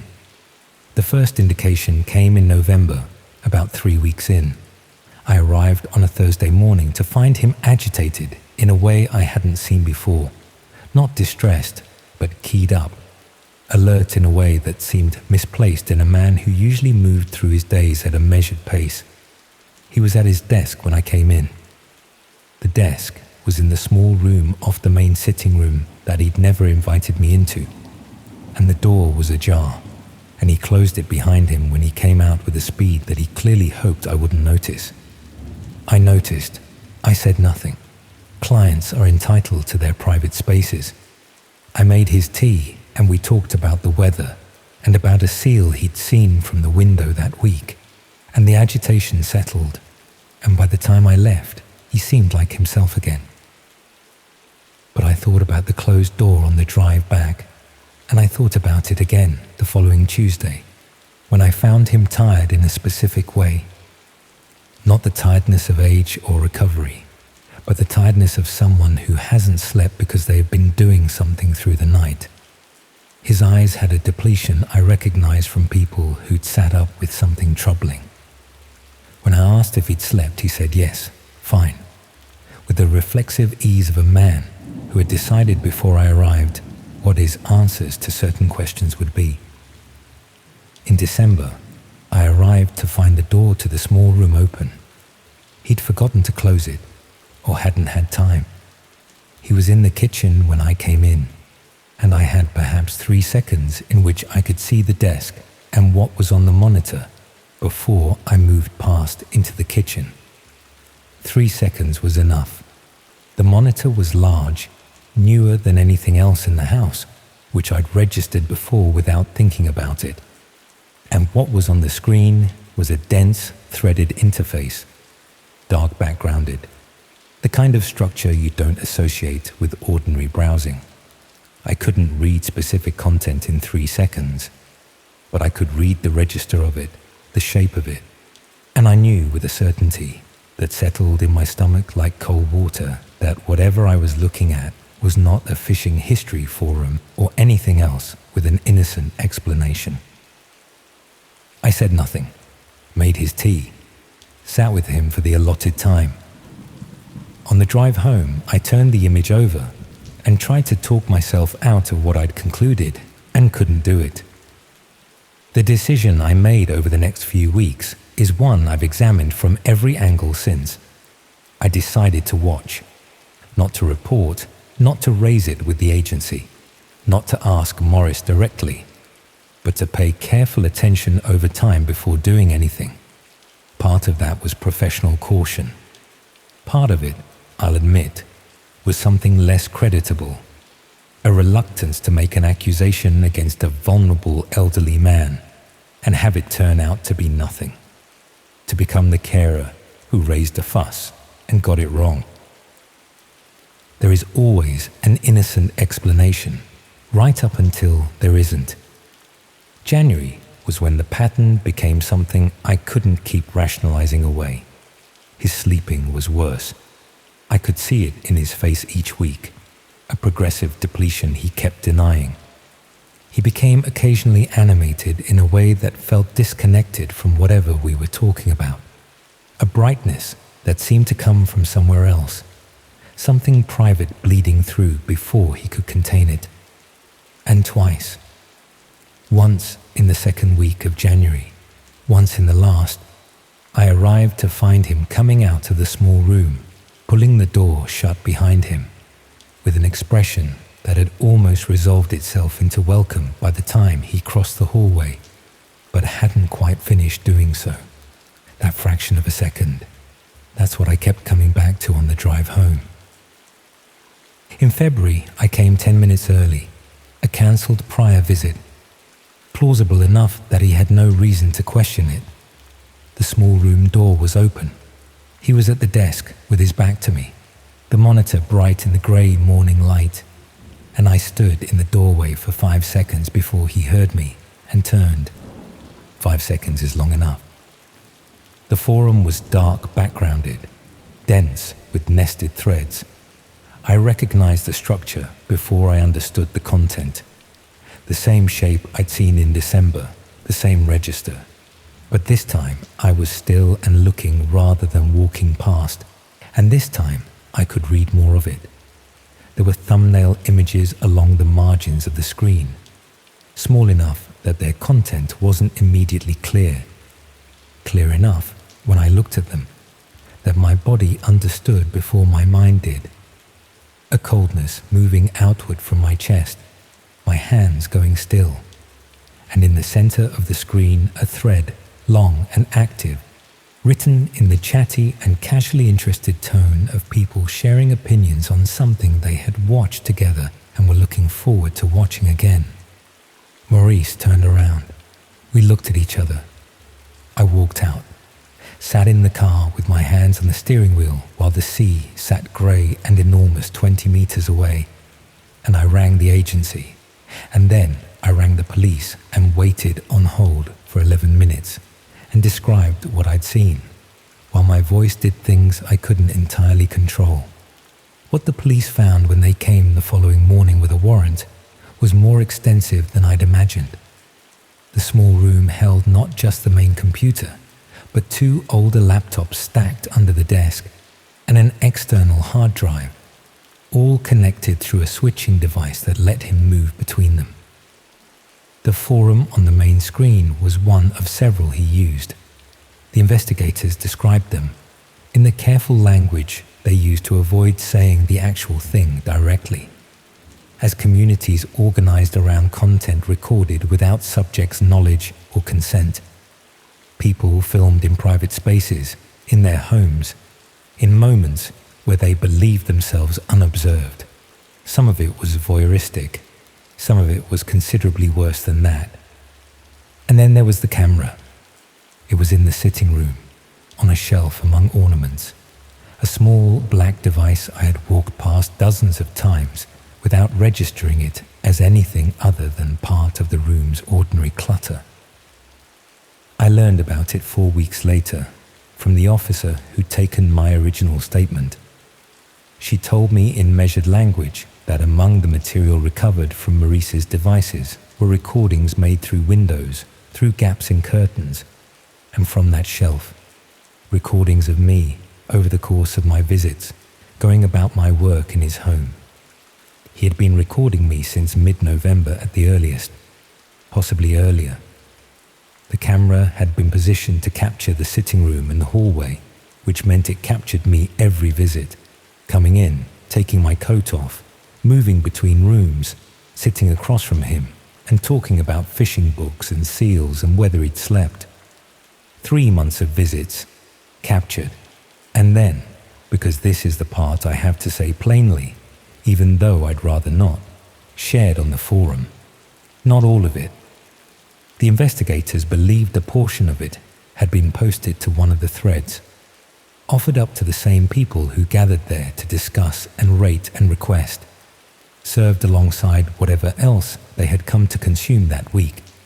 A woman doing her job, making an old man's tea, believing herself to be in a private and professional arrangement. That is what I was, on those threads. Content. What lodged in me most deeply, and it's still there, it hasn't shifted, was a text document they found in a folder on his desktop. Notes. His own notes, written and updated over months in a precise and methodical way that the investigators said was consistent with someone who had spent a career in quantity surveying, in the careful documentation of specifics. The notes were about me, times of arrival, routes I seemed to take, which visits were solo and which overlapped with another carer, what I wore on particular days. Physical details I am not going to repeat here. Observations about my habits and patterns and the small repeated gestures people have without knowing they have them. 11 pages. I've sat with that number more times than I can count. 11 pages of a retired man's careful attention, written while I drove back to my flat and ate my dinner and thought I understood what my weeks contained. He had been watching me with the same organized interest he brought to the forum. The same methodology, the same patience, the same accumulation of detail. The online activity and the real-world attention weren't separate things. They were the same thing. The forum had given him a framework and an appetite, and I had walked into his house and become, without knowing it, part of what he fed it with. He was charged. The case moved through the system slowly. He received a suspended sentence, attributed partly to his age and his health and his circumstances, which I was told about in a letter I read once and placed in a drawer. The agency offered counseling. I went for a while. The other carers were kind in the way people are kind. When something frightening has happened to someone near them and they don't know what to say, which is to say they were kind, but also slightly relieved it hadn't happened to them. I still live in Whitby. I still do the work, though with a different agency now and in a different part of the coast. Leaving felt like being pushed out of my own life, and I'd already had enough taken without volunteering more. What I haven't got back, and I'm not being dramatic, this is just accurate, is the ease I used to have in other people's houses. That unself-consciousness, the ability to move through a client's space and just be in it, present and uncomplicated. I check shelves now. I notice objects I wouldn't have noticed before. I am aware of angles and sightlines and what a room looks like to someone who might be watching it, rather than living in it. I think about what can be seen from a window, and whether a device left out in the open is what it appears to be, and what a small black object on a shelf might be doing there.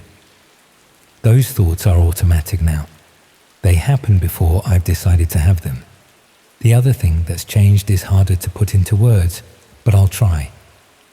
When I sit with a client now and we talk about their reading, about the weather, about whatever ordinary thing fills the time, I am aware in a way I wasn't before of the gap between what a person shows you and what they're actually like.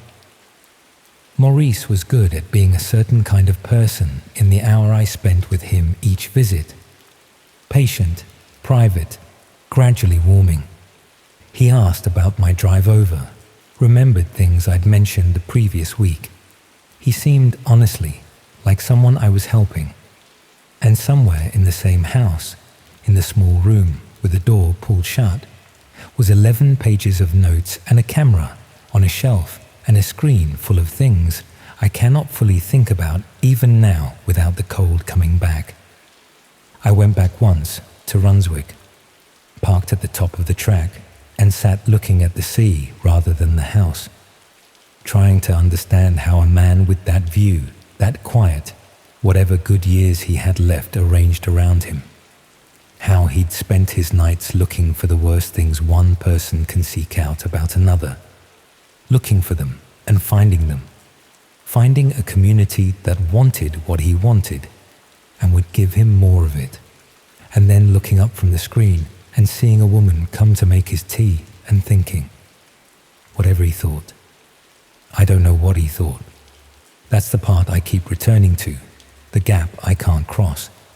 You can document a person's behavior and still not reach whatever is at the center of it.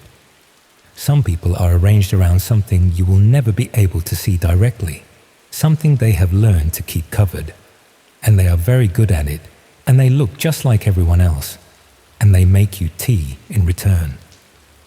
I still ask clients what they're reading. I still think it matters. It still tells you something real. It just doesn't tell you enough.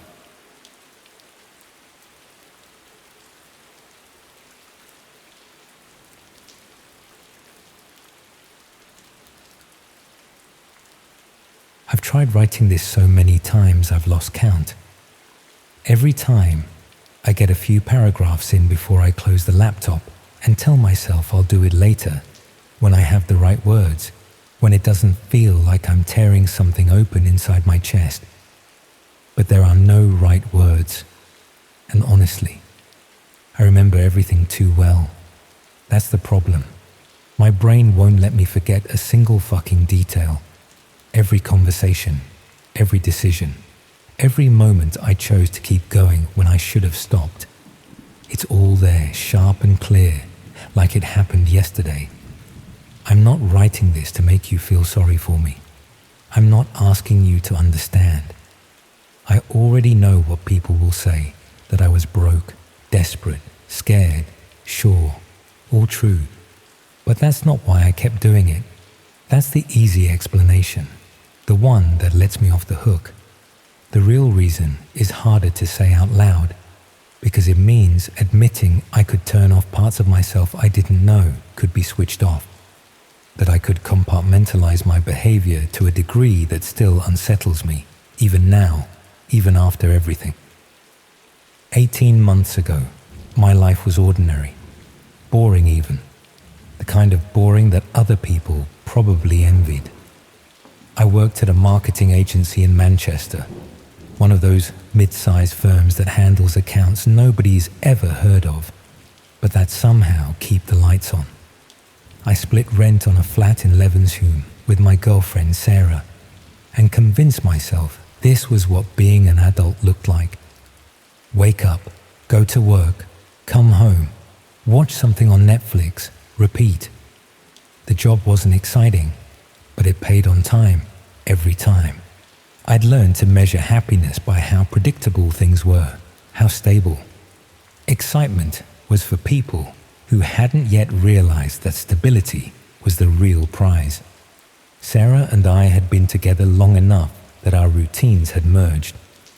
We knew each other's schedules, split the bills without arguing about it, had our spots on the sofa. It wasn't passionate anymore, but I told myself that was normal. That passion was just the opening act, and what we had was the sustainable version, the real thing. Looking back, I wonder if I was already trying to convince myself of things I didn't quite believe. The redundancy meeting was surreal in how scripted it felt. I was called in on a Wednesday afternoon, and the moment I saw my manager sitting with someone from HR, I knew. Everyone in that room had already processed what was about to happen to me. They'd had their meetings, made their decisions, prepared their talking points.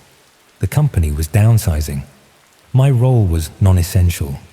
Budget cuts, market conditions. They thanked me for my contributions, said they appreciated my work, handed me a folder explaining my final pay and notice period. The whole thing took maybe 15 minutes. I nodded through the whole thing, not because I agreed, but because my brain couldn't catch up. There was this weird disconnect between what I was hearing and what I was processing, like watching something happen to someone else. I even said thank you as I left the room. Thank you. For what? For destroying the stability I'd built my entire identity around. At first, unemployment felt temporary. I treated it like a gap between jobs rather than an ending. I updated my CV, spent hours tweaking the wording, sent out applications. I told Sarah not to worry. Something would come up quickly. Manchester was full of agencies. I had experience, good references. There was no reason to think I'd struggle as much as I eventually did. Except I did. Weeks turned into months. The interviews I did get never led anywhere. I'd spend days preparing, researching the company, practicing answers. And then I'd sit in reception, waiting rooms, feeling my confidence drain away before anyone even spoke to me. The rejections came in waves, all saying the same thing in slightly different language. We've decided to move forward with other candidates. Your experience doesn't quite match what we're looking for. We had a very strong field of applicants. The structure of my days began to collapse. I started waking up later because there was no reason to get up early. I'd make coffee and check my email obsessively, refreshing every few minutes even though I already knew nothing would be there. The flat became smaller somehow, the walls closer. I'd spend hours online scrolling through job sites, telling myself I was being productive when really I was just avoiding the growing panic. Sarah tried to be supportive at first. She'd ask how the job search was going in this carefully neutral tone, like she was afraid of setting me off. She'd tell me something would come up, that I just had to keep trying.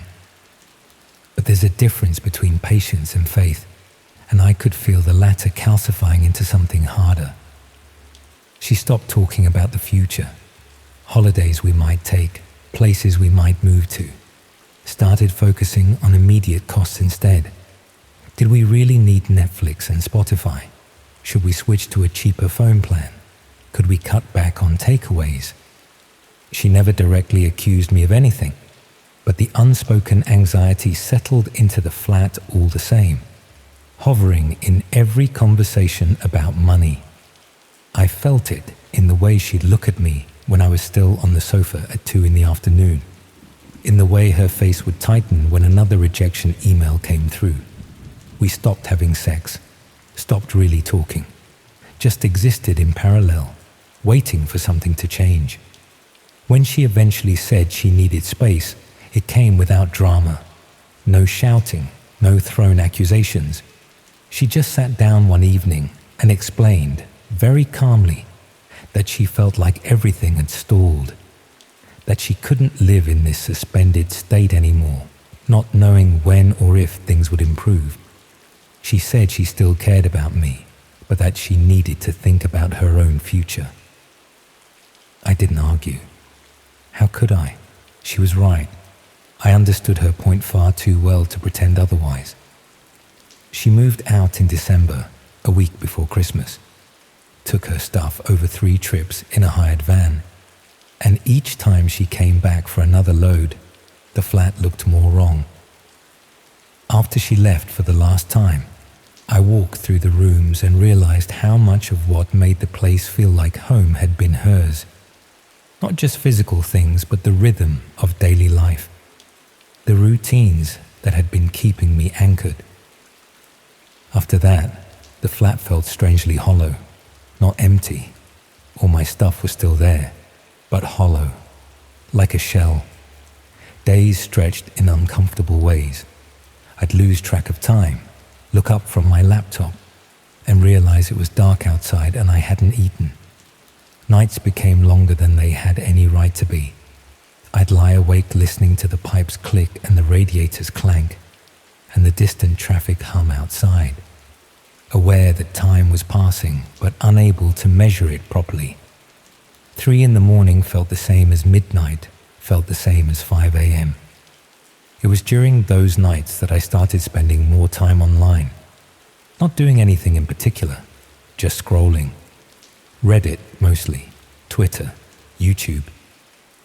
It gave my thoughts somewhere else to sit, something to focus on besides the growing certainty that I'd fucked up my life beyond repair. I've always been comfortable with computers, the sort of competence that comes from familiarity rather than talent. I'm not a programmer or anything, but I understood how information connected, how people left traces of themselves behind without realizing, how easy it was to build a picture of someone's life if you knew where to look. Social media, public records, cross-referencing details. At the time, that knowledge felt harmless, academic even. Something I'd never imagined using outside of work. The idea came to me one night in late January while scrolling through Reddit, half asleep, in a thread about alternative ways of making money online. Most of the suggestions were predictable and useless. Match betting, dropshipping, taking surveys for pennies. But one comment stood out precisely because it didn't try to sell anything. The person mentioned, very casually, that there were research opportunities on the dark web for people who were good at gathering information. They said it with such matter-of-fact certainty that I found myself reading it again and again. They'd included a link, not directly to anything illegal, just instructions on how to access hidden services.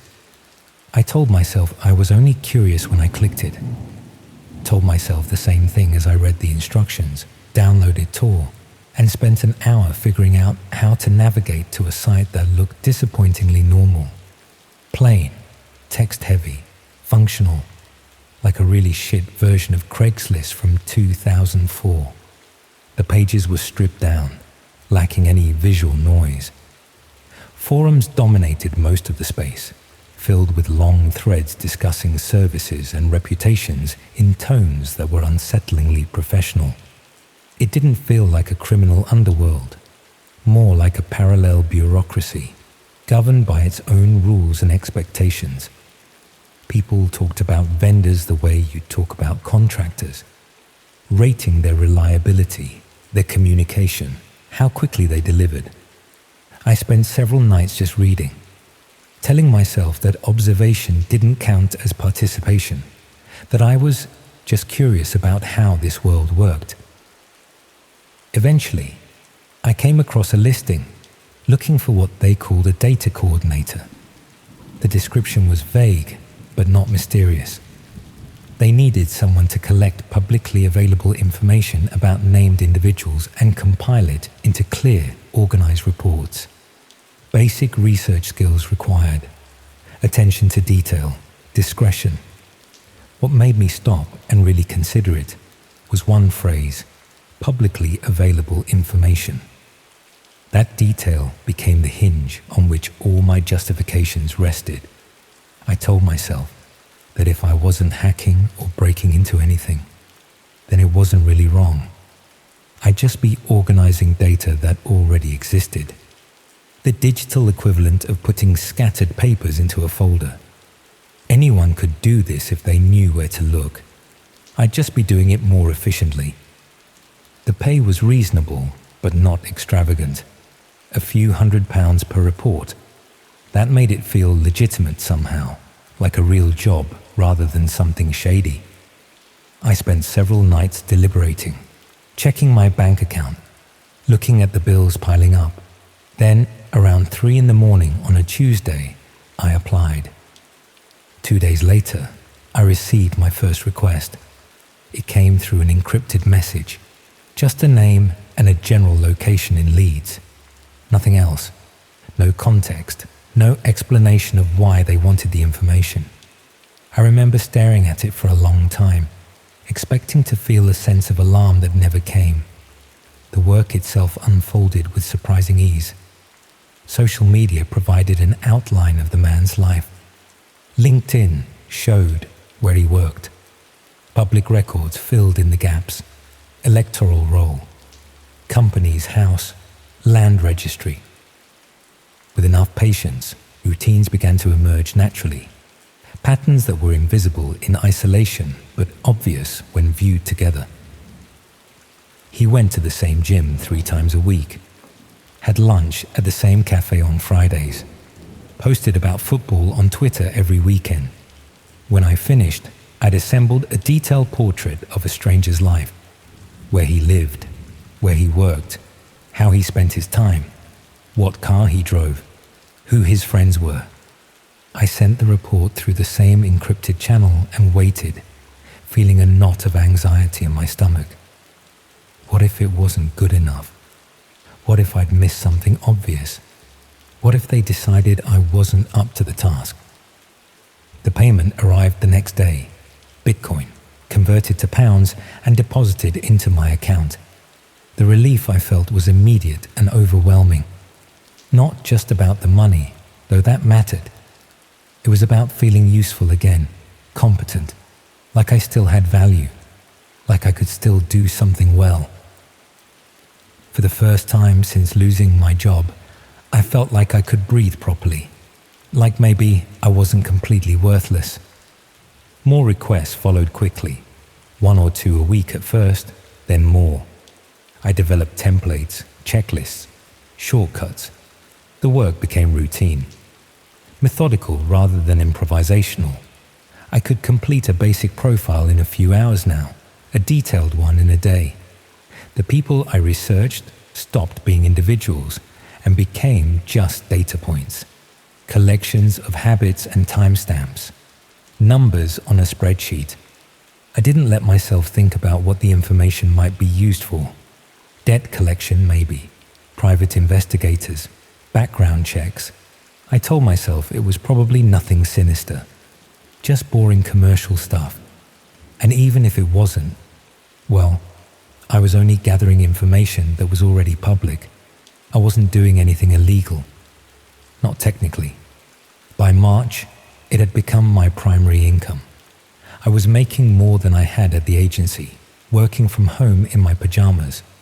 I stopped sending out job applications, stopped checking recruitment sites. This was working. Why go back to a 9-to-5 when I could do this? The first disruption came in late April. I received a request marked as urgent, accompanied by a payment significantly higher than usual. Double my normal rate, transferred up front. The name was Emma Hartley. The location was Stockport. That was it. No other details. No explanation for the urgency or the premium. I noticed both things, the urgency, the money, and still I chose not to ask why. Curiosity had already been replaced by necessity, or maybe I just didn't want to know. Emma's digital footprint was extensive in a way that now feels painfully intimate to recall. She was a nurse, worked night shifts at Stepping Hill Hospital. Her Instagram was public, full of selfies and pictures of her morning runs. Fitness apps revealed her exact running routes, the time she went, how long each run took. Facebook showed her shift patterns. She'd post about having a rough night at work, about looking forward to days off. Location tags placed her at specific cafes, specific parks, specific pubs. By the time I finished the report, I knew her routines with a familiarity that felt wrong even as I was compiling it. I knew she ran at 6 in the morning on her days off, that she stopped at the same Starbucks afterward, that she lived alone in a ground floor flat, that her car was parked on the street because the building didn't have dedicated spaces, that she usually worked Tuesday through Thursday nights and had her phone on Do Not Disturb during the day because she needed to sleep. I sent the report and told myself not to think about it, tried to push it out of my mind. But something felt different this time. The amount of detail I'd gathered, the precision of her patterns, the fact that someone had paid double to get this information quickly. 3 weeks later, I was drinking coffee and half watching TV when I opened the Manchester Evening News on my phone.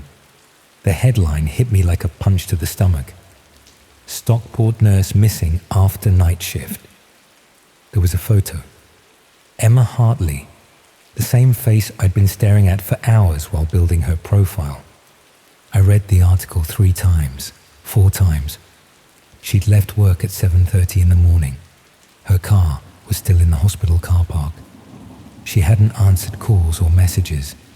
Colleagues were worried. Police were investigating.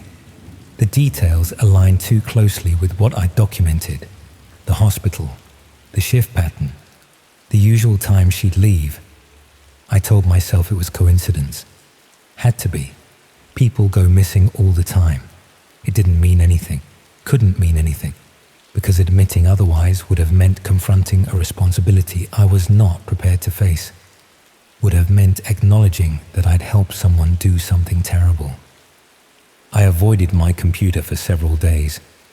Didn't check messages. Didn't take any new requests. But financial reality eventually pushed me back to work because fear alone doesn't stop bills from arriving. And I had rent due, council tax, electricity. I couldn't afford to stop. The message that followed didn't come through the usual system. It arrived directly, somehow, in my regular email, which should have been impossible. I'd been careful about keeping things separate, used different devices, different networks, but there it was, in my inbox, with no sender name. Just a subject line. Excellent work. The message praised my discretion and attention to detail, said they had a special project that required someone with my particular skills. 5 individuals across the Northwest, profiles needed within a week. The figure attached was more than I'd earned in the previous 2 months combined. Before I could even respond, before I could think about whether to accept, half the payment transferred into my account. That was when I understood, fully and clearly, that whatever legitimacy I'd imagined no longer existed. This wasn't debt collection or background checks. This was something else entirely.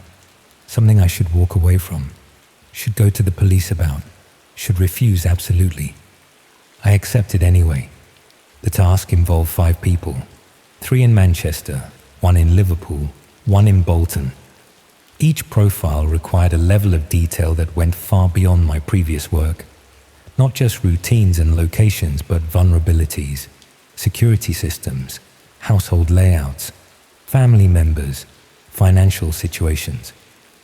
I spent that week in near isolation, barely sleeping, working obsessively, accessing databases I should never have seen, combining information in ways that made me increasingly uneasy. I knew what I was doing by then, couldn't pretend otherwise, but I kept going because I'd already taken half the payment and because stopping would have meant admitting to myself what I'd already become. When I sent the final report, the remaining payments arrived within minutes. Looking at my bank balance, I felt briefly untouchable, like I'd gotten away with something, like I was smarter than everyone else. That feeling lasted less than a week. News reports started appearing. A break-in in Didsbury, fraud case in Liverpool, an assault in Bolton. Each one aligned too closely with the profiles I'd created to dismiss as coincidence. The break-in happened at exactly the time I'd identified as optimal, when the residents were at their weekly evening class. The fraud-targeted accounts I'd specifically noted were vulnerable. The assault victim was attacked on the route I'd mapped as isolated and poorly lit. I stopped reading after the third incident. By then, denial felt more dishonest than knowing. I tried to stop. Stopped responding to messages. Stopped checking the encrypted channels. Told myself I was done. That I'd made enough money to last a few months. That I could go back to looking for legitimate work. That I could pretend the last few months hadn't happened. Then things got strange. My account started behaving oddly. Emails disappeared from my inbox. Ones I'd definitely received. Ones I'd read multiple times. My phone started doing things I couldn't explain. Opening apps on its own. The camera light coming on when I wasn't using it. Messages I'd sent vanishing from my conversation history. Then came the message, short and direct. You are either an asset or a liability. Choose wisely. The photograph arrived the next morning. It showed me sitting at my desk, face illuminated by my laptop screen, taken from outside the flat. Through the window, at night, the angle suggested it was taken from the street, maybe from a car. The timestamp was from 2 nights earlier. I'd been alone in the flat, thought I was safe, thought I was anonymous. Seeing myself from that perspective made something inside me collapse, because it demonstrated, with brutal clarity, how easily the same techniques I'd used on others could be applied to me. I knew my own patterns, knew my routines, knew exactly how vulnerable I was. And now someone else knew them too. I went to the police the next day, walked into the nearest station and told them I needed to report a crime. When they asked what had happened, I said I wanted to report myself. They arrested me that afternoon, took my laptop, my phone, everything. Interviewed me for hours across multiple days. I told them everything. Every request I'd taken, every profile I'd built, every piece of information I'd gathered. Showed them how to access the forums, how the payment system worked, everything I knew about the people I'd worked for, which wasn't much. I cooperated completely, not because I expected leniency, but because I no longer believed in the possibility of undoing what I'd already set in motion.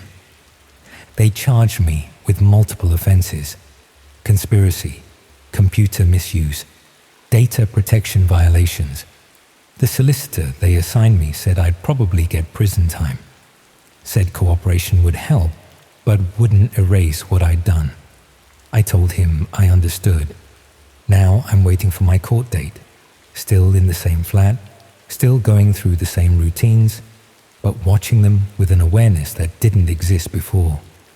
The police reassure me that the people I worked for are unlikely to pursue me further, that reporting them was the right thing to do, that I'll be safe. But reassurance doesn't erase knowledge.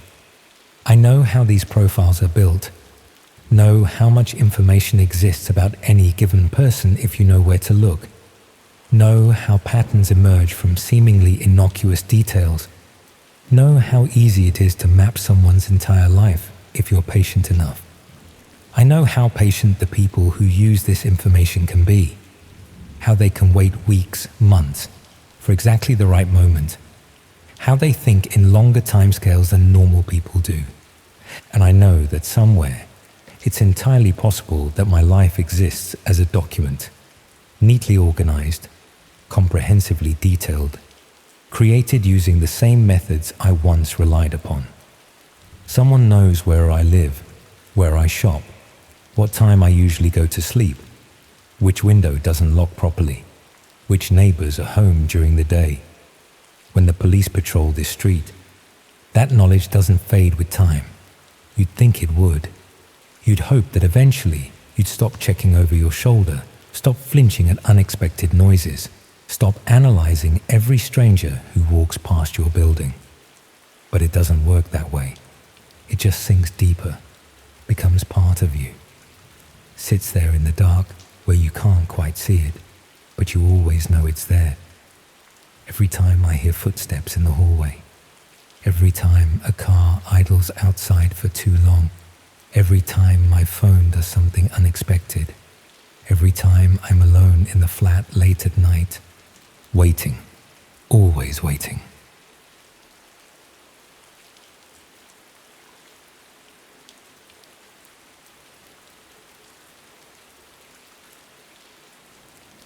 The first thing you should know is that my family has always been careful. Our father worked in data security for 30 years, so internet safety wasn't just casual advice in our household. It was doctrine. We used VPNs before most people knew what they were. We covered webcams with tape. We treated public Wi-Fi like contaminated water. We weren't paranoid, just realistic about digital vulnerabilities. Growing up this way, I learned to navigate online spaces with caution, even if I never fully understood the technical details behind our family protocols. That's what makes everything that happened so ironic. It wasn't me who ventured into dangerous digital territory. It was my sister Mia, the careful one, the one who majored in cybersecurity before switching to journalism. Mia, who lectured me about password hygiene and regularly sent me articles about privacy breaches. Mia, who disappeared exactly 72 hours after telling me she had found something that would change how people understand the internet. The police found nothing useful. Her apartment was undisturbed, almost suspiciously so. Bed made, dishes washed, everything in perfect order. Her phone sat on her nightstand, deliberately powered off, rather than dead. Her laptop was gone. Security footage showed her entering her building on Tuesday evening, face obscured by her usual baseball cap, worn specifically to avoid facial recognition. No footage showed her leaving. By Friday morning, when she missed our weekly coffee meetup, I knew something was wrong. By Friday afternoon, when she missed her call with our parents, we all did. The weeks following her disappearance became a blur of police interviews, searching her apartment repeatedly, putting up flyers, and creating social media campaigns. The detective assigned to her case was sympathetic, but overwhelmed with other cases. After the first month, the updates became less frequent, the leads non-existent. By March, it felt like we were the only ones still actively looking. That's when I decided to examine her work more closely. Mia had been investigating technology-related stories for the past year. Data privacy concerns, corporate surveillance, emerging tech ethics. Nothing that seemed particularly dangerous or controversial. But as I went through her published articles, I noticed a pattern in her recent work: increased focus on digital encryption, anonymous networks, and references to something called invitation-only forums. Her last published piece mentioned research into the modern digital underground, but provided few specifics.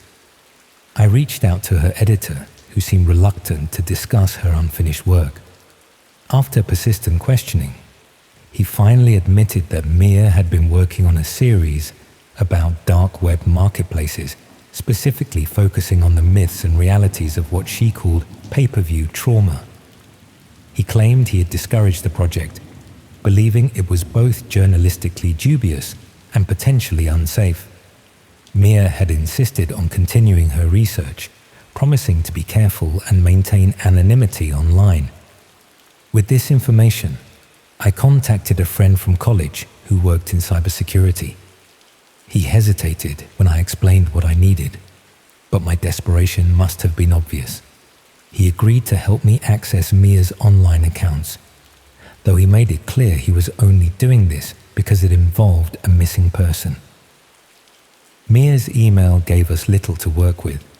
mostly routine correspondence, subscription newsletters, and communications with known sources. Her cloud storage contained research for published articles, but nothing about her current project. It was her browser history that provided our first real lead. Although she had apparently cleared it regularly, the synced data from her accounts showed repeated visits to forums discussing anonymous browsing techniques, cryptocurrency transactions, and secure communication methods. My cybersecurity friend showed me how to safely install a Tor browser and access some of the sites Mia had visited. Most were surprisingly mundane: privacy-focused discussion boards, whistleblower information exchanges, and academic research repositories. But one recurring address stood out: an alphanumeric string ending in .onion that Mia had visited multiple times in the weeks before her disappearance. My friend couldn't access it directly. It required login credentials we didn't have. I spent the next several weeks learning everything I could about dark web navigation, cryptocurrency, and secure communication protocols. I created anonymous accounts on the forums Mia had frequented, carefully asking questions about the mysterious .onion address. Most users ignored me. Some warned me to stop asking. One sent a private message claiming the address belonged to a site called The Viewing Room, describing it as a place where everything has a price, especially the truth. This user, who went by the handle Perennial Watcher, claimed to have information about my sister, though they never specified how they knew we were connected. They offered to help me access the viewing room, but only if I agreed to their conditions. I would need to make a cryptocurrency payment, use only their recommended security measures, and promise never to reveal their involvement. The whole exchange felt dangerous, potentially illegal, but my desperation overwhelmed my caution. I agreed. The instructions arrived the next day: elaborate security protocols, specific times to attempt access, and a cryptocurrency wallet address for payment. The amount translated to roughly $500. I followed every step precisely, making the payment and downloading additional security software. 3 days later, I received login credentials and detailed instructions for accessing the viewing room. The site itself was minimalist: black background, simple text navigation, no graphics. The main page displayed only a welcome message and a membership tier system ranging from observer to director. My credentials gave me observer access, apparently the lowest level. This tier allowed viewing of archived sessions, but no participation in live events. A counter in the corner showed 37 current users online. The archive section contained dozens of video files organized by date. Each had a clinical title format, a number followed by a letter designation and timestamp. No descriptions, no previews. With trembling fingers, I clicked on the most recent file. The video showed a simple room with white walls. A person sat in a chair facing the camera, their face obscured by digital blurring. They held a card with a date and time from 2 weeks earlier, presumably proving the video's authenticity. For several minutes, nothing happened. Then text appeared on screen, apparently messages from viewers asking for specific actions. The blurred figure would comply with simple requests: raising a hand, displaying a newspaper, turning to show different angles of the room. The video ended after approximately 20 minutes. I watched several more videos, all following the same pattern. Different rooms, different blurred figures, but the same basic concept: viewers making requests, subjects complying. Nothing overtly violent or disturbing, just strangely clinical and detached. I couldn't understand why this would interest Mia journalistically, nor why accessing such content would put her in danger. Then I noticed a search function. With growing unease, I entered Mia's name. No results. I tried various keywords related to her: journalist, reporter, investigation. Nothing. Finally, in desperation, I searched for the date of her disappearance. 3 results appeared. I selected the first file, dated the night Mia went missing. The video began like the others. A white room, a chair, a blurred figure holding the date card. But something about the person's posture, the way they held themselves, triggered a visceral recognition. Despite the digital obscuring, I knew I was looking at my sister. The realization hit me physically, a wave of nausea and dizziness that nearly caused me to black out. When I steadied myself and focused again on the screen, the video had progressed. Mia remained seated, responding to viewer instructions. Text messages scrolled alongside the video.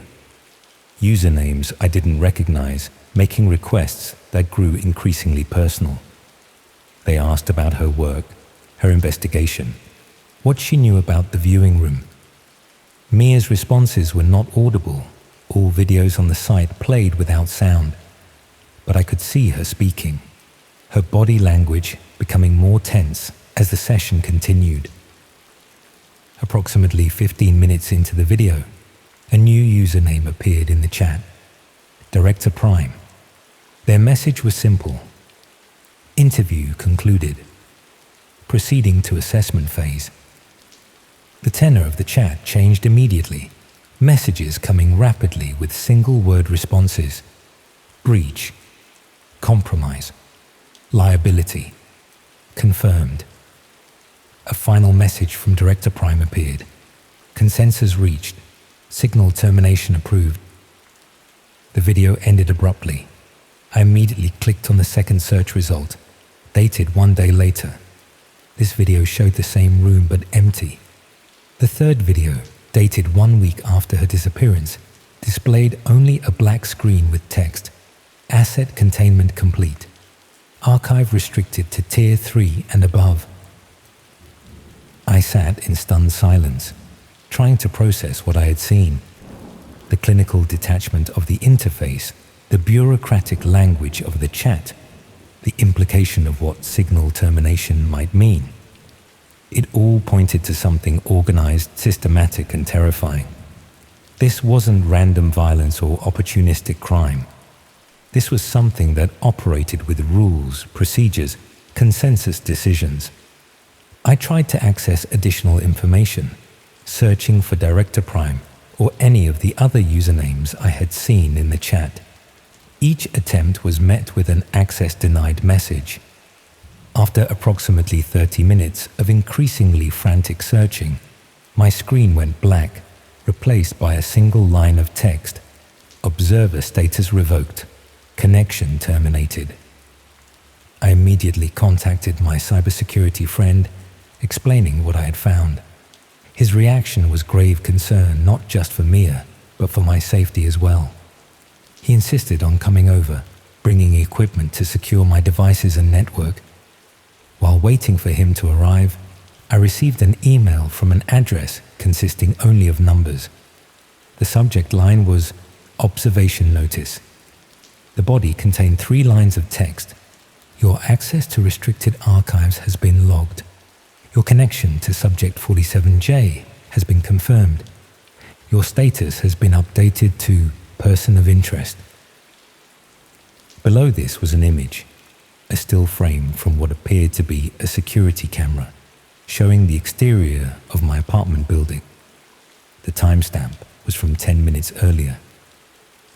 My friend arrived 30 minutes later, immediately disconnecting my router and checking my apartment for unknown devices.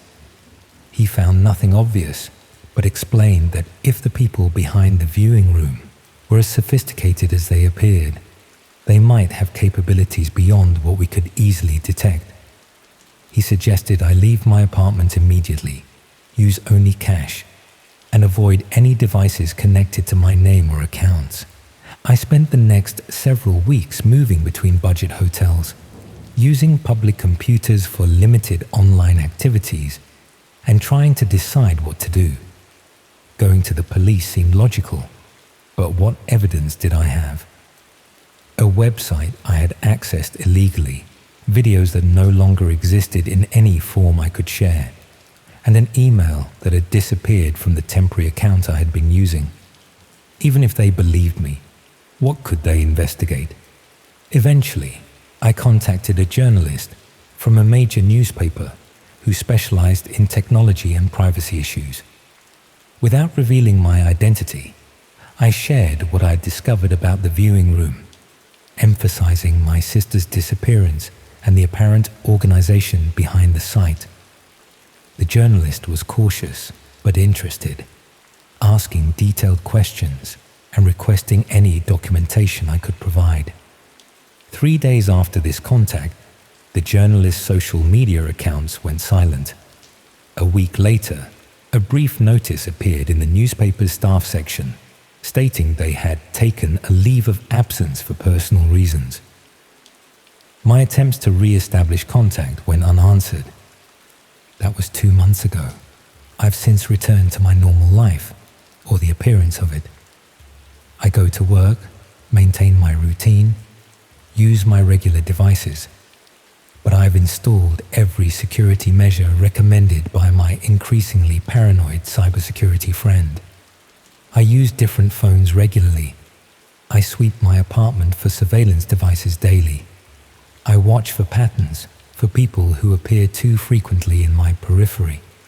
Sometimes I convince myself it was all an elaborate hoax, a twisted prank or scam, targeting people searching for missing loved ones. Sometimes I believe Mia stumbled onto something real, something organized and dangerous that operates in plain sight through our digital infrastructure. Most days I fluctuate between these possibilities, unable to settle on which is more terrifying. Last week, I received a package containing Mia's laptop. No return address, no note. The device powered on normally but had been wiped clean. Factory settings restored, no personal data remaining. The only new file was a text document containing a single line. Investigation closed. Signal terminated. Observers reassigned. Yesterday, I noticed a new Wi-Fi network appearing intermittently near my apartment. The name changes but always follows the same pattern. A number, followed by a letter designation, followed by observer. It appears strongest late at night, when the building is quiet. Sometimes when I can't sleep, I watch my device list and see unknown connections attempting to join my network. Each attempt lasts exactly 47 seconds before disappearing. I don't know if Mia is alive. I don't know who operates the viewing room or what their purpose truly is. I don't know if they're private citizens, criminal organizations, or something with governmental connections. What I do know is that somewhere right now, someone is watching through a screen as another person holds up today's date on a card. Somewhere decisions are being made about who constitutes a liability. Somewhere a consensus is being reached. And increasingly, I feel like I'm sitting in a white room, my face obscured to viewers I cannot see, waiting for the moment when my signal too is terminated.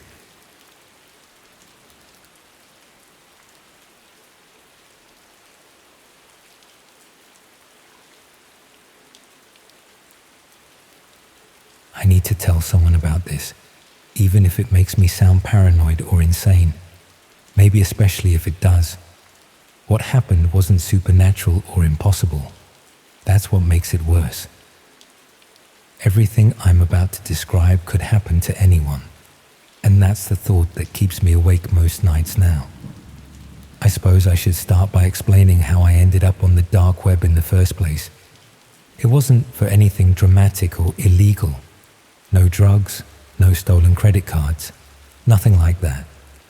The truth is almost embarrassingly mundane. I was bored and curious. That combination has probably ruined more lives than any deliberate malice ever could. I'd been working remotely for about 18 months, doing content writing for various marketing agencies. The kind of work where you churn out blog posts about dental hygiene and insurance policies, trying to make the supremely dull sound vaguely interesting. My flat in Manchester was small, affordable, and utterly soul-destroying in its beige uniformity. Most days I'd wake up, make coffee, sit at my desk, and not speak to another human being until I went to bed again. The isolation does something to you after a while. You start looking for connection in strange places, start convincing yourself that the internet's darker corners must be more interesting than your reality. I'd read about the dark web for years, obviously, everyone has. The usual sensationalist rubbish in newspapers, the occasional documentary that makes it all seem impossibly sinister and complex. But I'd also stumbled across more measured articles explaining that most of it was fairly boring. Political dissidents communicating safely, whistleblowers, people in oppressive countries, accessing uncensored information. That aspect actually appealed to me. I liked the idea of an internet that wasn't entirely corporate, where algorithms weren't constantly trying to sell me things or predict my behavior. Getting access wasn't particularly difficult. I'm not technically minded, can barely troubleshoot my own Wi-Fi when it acts up. But there are guides everywhere if you know where to look. Took me maybe an afternoon to get everything sorted. And then I was there. The hidden internet, the dark web, the place parents warn their children about. And God, was it disappointing at first. Mostly, it looked like websites from 1998, all text-based and clunky. Forums discussing privacy rights and encryption. Marketplaces that were obviously dodgy, but presented themselves with this bizarre corporate professionalism, complete with customer service policies and user ratings. I spent hours just clicking around, reading things, not really engaging. It felt like wandering through a massive, dimly lit car boot sale, where everyone was trying very hard to look mysterious and dangerous, but mostly just seemed a bit sad. I didn't buy anything, didn't sell anything, didn't even create accounts on most of the sites I visited. I was a tourist, essentially. A spectator. That's what I kept telling myself anyway. For about 3 months, this became my evening routine. Finish work, make dinner, spend a few hours exploring. I found forums dedicated to incredibly niche topics, people discussing conspiracy theories I'd never heard of, groups sharing banned books, communities built around philosophical ideas that conventional society had rejected. Some of it was genuinely interesting. Most of it was rubbish. All of it felt illicit in a way that was mildly thrilling without being genuinely risky. Then I found the invitation board. It wasn't called that officially. The site had some pretentious Latin name I've since forgotten. But essentially, it was a message board where people posted invitations to private sites deeper in the network. Most of them were obvious scams or honeypots. Exclusive investment opportunities, definitely fraud. Premium content access, probably illegal pornography or worse. I scrolled past those without a second thought. I might have been bored, but I wasn't stupid. But occasionally there'd be invitations that seemed more legitimate, isn't the right word. More intriguing, maybe. Invitations to private discussion groups about art or philosophy. Invitations to closed networks where journalists and activists coordinated. One person was even trying to organize an anonymous book club, which I found oddly charming. The invitation that caught my attention was simple.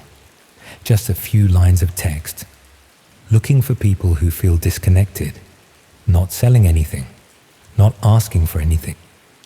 Just want to talk to others who understand what it's like to be lonely in a crowded world. If you're tired of performing for an audience, tired of curating yourself, maybe we can just be honest for a while. Limited spaces. Below it was a link and a passcode. I stared at that message for a long time. It felt like it had been written specifically for me, which I recognized as exactly the response it was designed to provoke. Anyone feeling isolated and aimless would read those words and think, yes, that's exactly how I feel. It was manipulative in its specificity. But I clicked anyway. The link took me to what looked like a private chat room. Very basic interface, just a black screen with green text. There were maybe 8 or 9 people in there when I joined, all using anonymous handles. Nobody said hello or acknowledged my arrival. They were mid-conversation, discussing whether genuine human connection was even possible anymore, or whether we'd all become too fractured, too performative, too aware of ourselves. I lurked for about 20 minutes, just reading. The conversation was surprisingly thoughtful. No trolling, no aggression, just people being remarkably honest about their loneliness and dissatisfaction. Someone talked about how they'd realized they didn't actually like any of their friends. They just went through the motions of friendship because the alternative was being completely alone. Someone else described the feeling of being hollow, like they were just a collection of responses and reactions with nothing genuine underneath. Eventually, I started typing. Nothing profound, just agreeing with something someone had said about how exhausting it was to constantly maintain a persona. The response was immediate and warm. Several people welcomed me, said they were glad I joined, asked gentle questions about my life. We talked for hours that night, about loneliness, about meaning, about whether happiness was even a realistic goal, or just something we'd been conditioned to pursue. It sounds pretentious written down like this, but in the moment it felt significant. These people understood something about the world that my real-life acquaintances didn't, or maybe they were just willing to admit it. I went back the next night, and the night after. Within a week, I was spending 3 or 4 hours there every evening. The group stayed small, never more than a dozen people, and we began to recognize each other's writing styles, our particular preoccupations. A woman who I mentally nicknamed Red talked endlessly about how she felt like she was disappearing, becoming less real every day. Someone called Vertex was obsessed with the idea that modern life was designed to make us miserable, that every system and structure was built to generate just enough hope to keep us participating while ensuring we never actually achieve satisfaction. Dark stuff, but articulated with real intelligence. I became closer with a user called Morton. He was the one who'd posted the original invitation, though I didn't realize that until later. His messages were always thoughtful, always asked good questions. He had this way of making you feel heard that was intoxicating when you'd spent months barely speaking to anyone. We started having longer one-on-one conversations, separate from the main group. He asked about my life. I told him about the content writing, the isolation, the feeling that I was just drifting through my 20s without purpose or direction. He shared similar stories. A job he hated. A city he felt trapped in. The sense that everyone around him was pretending life made sense when clearly it didn't. After a few weeks, he asked if I'd be interested in something more substantial. The main chat room was fine, he said, but it was still just talk. Just people complaining into the void, achieving nothing. He was part of a smaller group, he explained. People who wanted to actually do something about their disconnection. Not anything dramatic or illegal, he assured me. Just experiments in authentic living. Ways to break out of the numbing routines that were slowly killing us all. I should have been suspicious. I should have asked more questions. But I was so desperate for something real, something that mattered, that I just said yes. He sent me another link, another passcode. This new space was different. Only 4 people besides Morton and myself. The conversations were more intense, more personal. We were encouraged to share details about our actual lives, no real names or identifying information, but specifics about our daily routines, our fears, our homes. The idea, as Morton explained it, was that we needed to be truly vulnerable with each other before we could move forward together. It felt like therapy almost, confessional.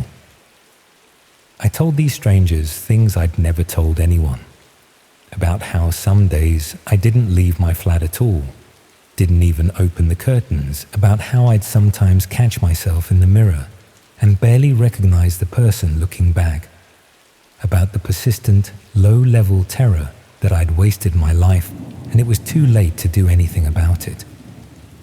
They responded with similar confessions. Red talked about her habit of shoplifting, not because she needed anything, but because it was the only time she felt real. Vertex described elaborate fantasies about abandoning his life entirely, just walking away from his flat and his job and becoming nobody. Another member, someone who went by Cypher, admitted to following strangers sometimes, learning their routines, imagining what their lives were like. That should have been a warning sign, that last one especially. But in the context of this group, where we were all confessing our darkest thoughts, it just seemed like more honesty, more vulnerability. Morton suggested we do an exercise. Each of us would make a small change to our routine, something that broke our normal pattern. Nothing illegal or harmful, just something unexpected. Then we'd report back about how it felt. I changed my walking route to the corner shop, started going at odd hours, 3 in the morning sometimes, when the streets were empty and everything felt slightly unreal. It was stupid, but it did make me feel something. Made the familiar streets of my neighborhood seem new and strange. The others reported similar experiences. Red started talking to strangers on public transport. Vertex began leaving his flat unlocked during the day. Cypher started recording videos of himself, monologues about his life, and leaving them playing on his laptop screen while he went out.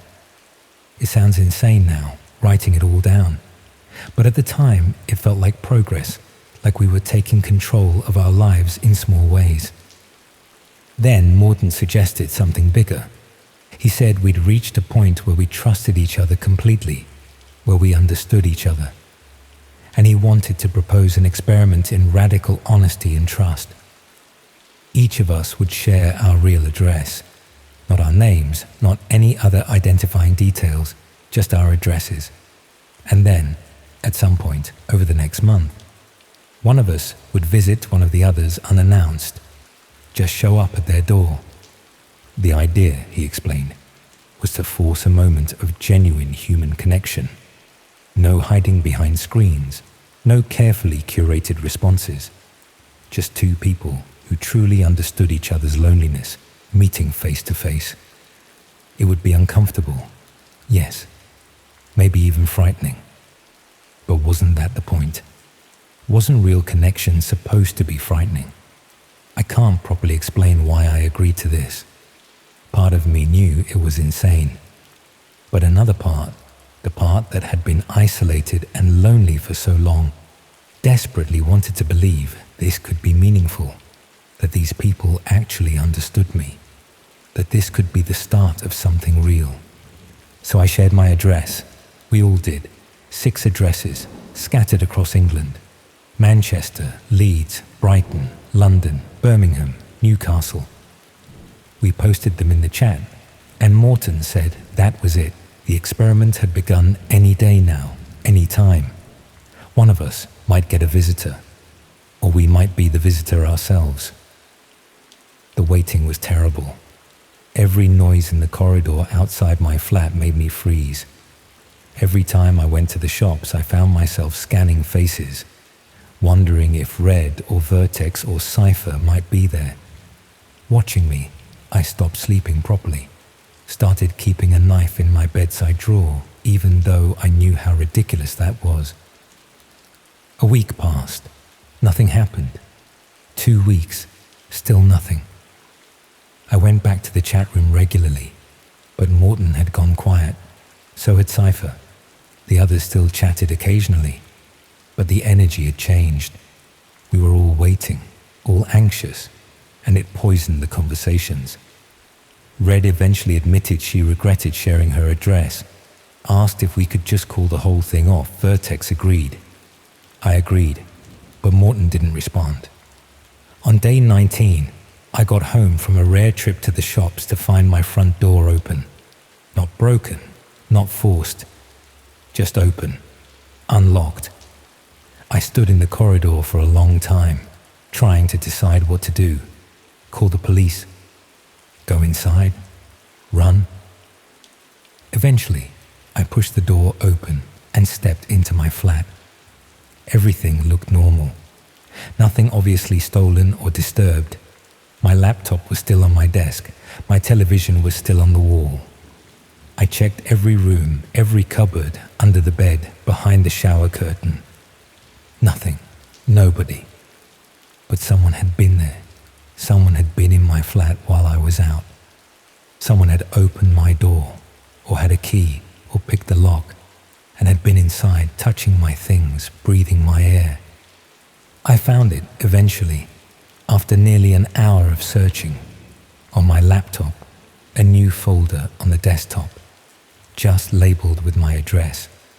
Inside were photographs, hundreds of them, of me, leaving my flat, walking to the shops, sitting in the window of a cafe I sometimes went to, standing outside in the early morning hours during my routine breaking walks. Some were from weeks ago, from before I'd even shared my address. Someone had been watching me the entire time. And at the bottom of the folder, one final image, a photograph of my front door taken from inside my flat, taken based on the light coming through the window, earlier that same day while I'd been out. Below the image, a text file, just one sentence. We understand your loneliness now. I didn't sleep in my flat that night, stayed at a hotel, paid cash, didn't tell anyone where I was going.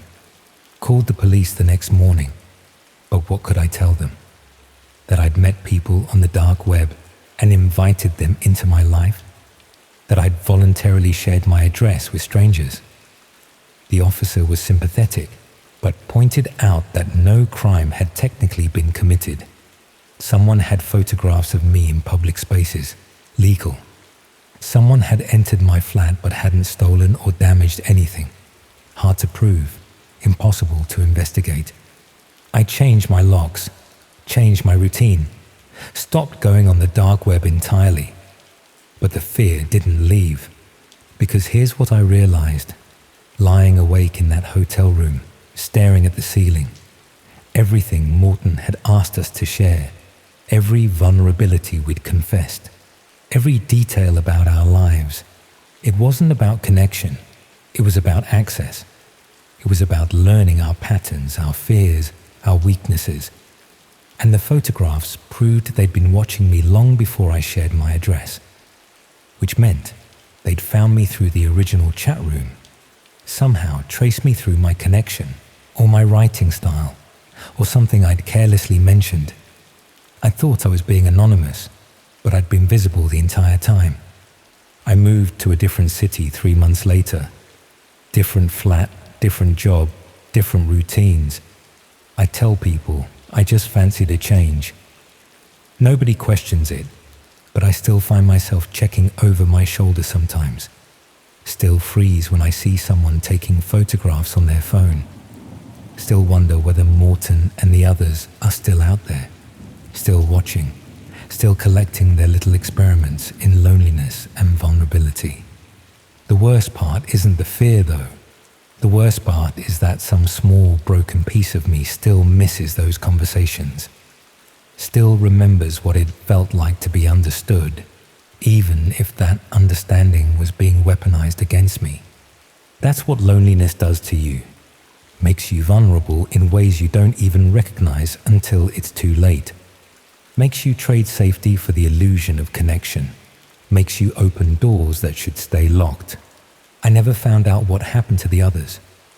whether they got visits too, whether they moved away, whether they're still out there somewhere, waiting for a knock on their door that might never come.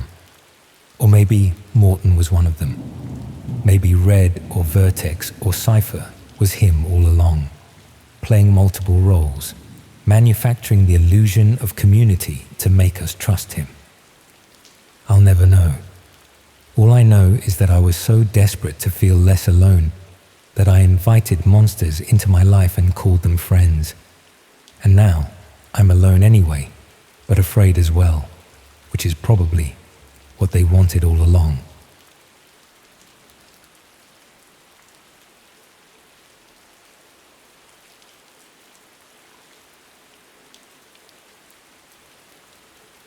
I've been trying to work out when exactly I should have stopped, you know. At what point did this stop being a bit of harmless curiosity and turn into something I should have walked away from? I lie awake some nights, replaying it all, wondering if I'm the sort of person who is always capable of ignoring the obvious warning signs, or if desperation just has a way of making you blind to things you'd normally see clear as day. I used to manage property listings for a lettings agency in Sheffield. Nothing glamorous, just photographing flats and writing descriptions for rental websites. But then someone offered me money to do similar work for properties that weren't exactly available through normal channels, and I convinced myself it was all legitimate because I needed to believe it was. I'm staying with my sister in Glasgow now, as far from Sheffield as I could reasonably get without leaving the country, and I still don't feel safe because I finally understand what those listings were really for, what I was helping these people do, and I know they won't be happy that I've worked it out. The whole thing started about 10 months ago when the lettings agency I worked for went into administration. One day, I'm photographing a 3-bedroom terrace in Hillsborough. The next, I'm being told they can't make payroll, and we're all being let go with immediate effect. I was 42 years old, with a mortgage and no savings to speak of. Watching my entire career disappear overnight, I tried finding similar work with other agencies, but the property market was going through one of its periodic collapses, and nobody was hiring. I signed on at the job centre and started applying for anything that seemed remotely suitable, but weeks turned into months with nothing but rejection emails and silence. That's when I got the message through a professional networking site. Someone had seen my portfolio of property photography and was interested in commissioning similar work for a private client. The rate they offered was nearly double what I'd been earning at the agency. £1,500 per property, paid immediately upon completion. I should have been suspicious about why anyone would pay such generous rates for basic property photography, but I was desperate enough to overlook the obvious questions. The client explained they represented overseas investors who needed detailed documentation of UK properties for their portfolio assessments. The first assignment seemed straightforward enough. I was given an address in Rotherham, a modest, semi-detached house in a quiet residential area, and asked to photograph the exterior and, if possible, gather information about the interior layout. The client provided specific requirements about camera angles, lighting conditions, even particular features they wanted documented. When I arrived at the property, I quickly realized this wasn't a house that was for sale or rent. There were curtains in the windows, a car in the driveway, even children's toys scattered in the front garden. This was someone's home, and I was being paid to photograph it without the occupant's knowledge or consent. I almost walked away then, but the client had paid half the fee upfront, and I'd already spent most of it on overdue bills. So I convinced myself I was just taking photographs from a public street. Nothing technically illegal about documenting buildings that anyone could see. I took the exterior shots as requested, making sure to capture all the angles and features the client had specified. Then I walked around to the back alley and photographed the rear of the property as well, noting the security arrangements and access points as the brief had requested.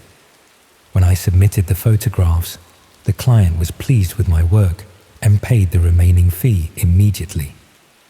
They also offered me another assignment for the following week, a different property in Doncaster with similar requirements.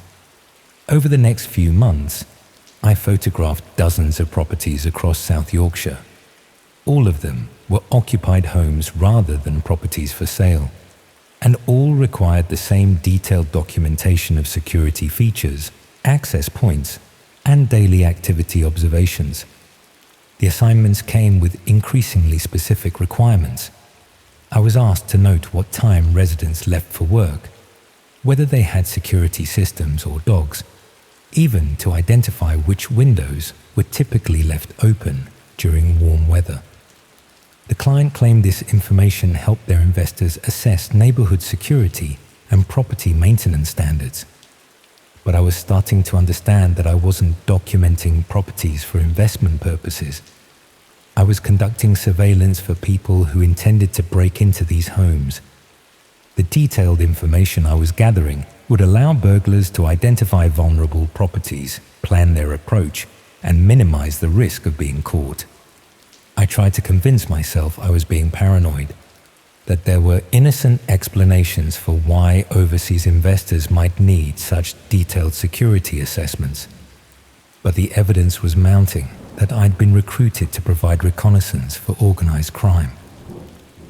The breakthrough came when I was assigned to photograph a property in Chapeltown. The house was a neat bungalow occupied by an elderly couple who I'd occasionally see tending their garden when I drove past during my surveillance work. The client's brief was more detailed than usual. They wanted photographs documenting the couple's daily routine, the times when the property was empty, even close-up shots showing the type of locks on the doors and windows. This wasn't property assessment. It was target reconnaissance for people planning to victimize vulnerable elderly residents. I couldn't ignore what I was really doing anymore. I'd been providing intelligence that enabled criminals to identify and exploit the most vulnerable members of our community. Every photograph I'd taken, every security assessment I'd compiled, had probably contributed to someone's home being burgled. But I couldn't just stop accepting assignments without facing serious consequences. I'd become financially dependent on the income, and the client had made it clear they valued discretion above all else. People who cause problems for their operation might face difficulties of their own. I started keeping detailed records of all my assignments, documenting which properties I'd surveilled and what information I'd provided. I told myself I was preserving evidence in case I needed to cooperate with law enforcement. But really, I was just trying to feel less guilty about what I was doing. That's when I discovered the client wasn't just commissioning surveillance from me. They were coordinating dozens of reconnaissance operatives across the country, building a comprehensive database of vulnerable properties and their security arrangements. The operation used hidden internet channels to coordinate activities and share intelligence. I only discovered this because the client sent me login credentials to access their secure communication system, apparently deciding I was trustworthy enough to participate in their wider operations. What I found when I accessed their system was more sophisticated and extensive than I'd imagined. They had detailed profiles of thousands of properties across the UK, all compiled by operatives like me who'd been recruited to conduct surveillance work. The properties were categorized by vulnerability factors: elderly occupants, single parents, families with young children, even specific details about medical conditions or disabilities that might make residents less able to defend their homes. This wasn't opportunistic burglary. It was systematic targeting of the most defenseless members of society. Each property listing included comprehensive intelligence gathered from multiple sources. My photographs and observations were combined with information from other operatives who'd posed as utility workers, charity collectors, even care service providers to gain access to homes and assess their contents. Some listings included floor plans sketched by people who'd been inside the properties, detailed inventories of valuable items, even assessments of residents' psychological vulnerabilities that could be exploited during home invasions.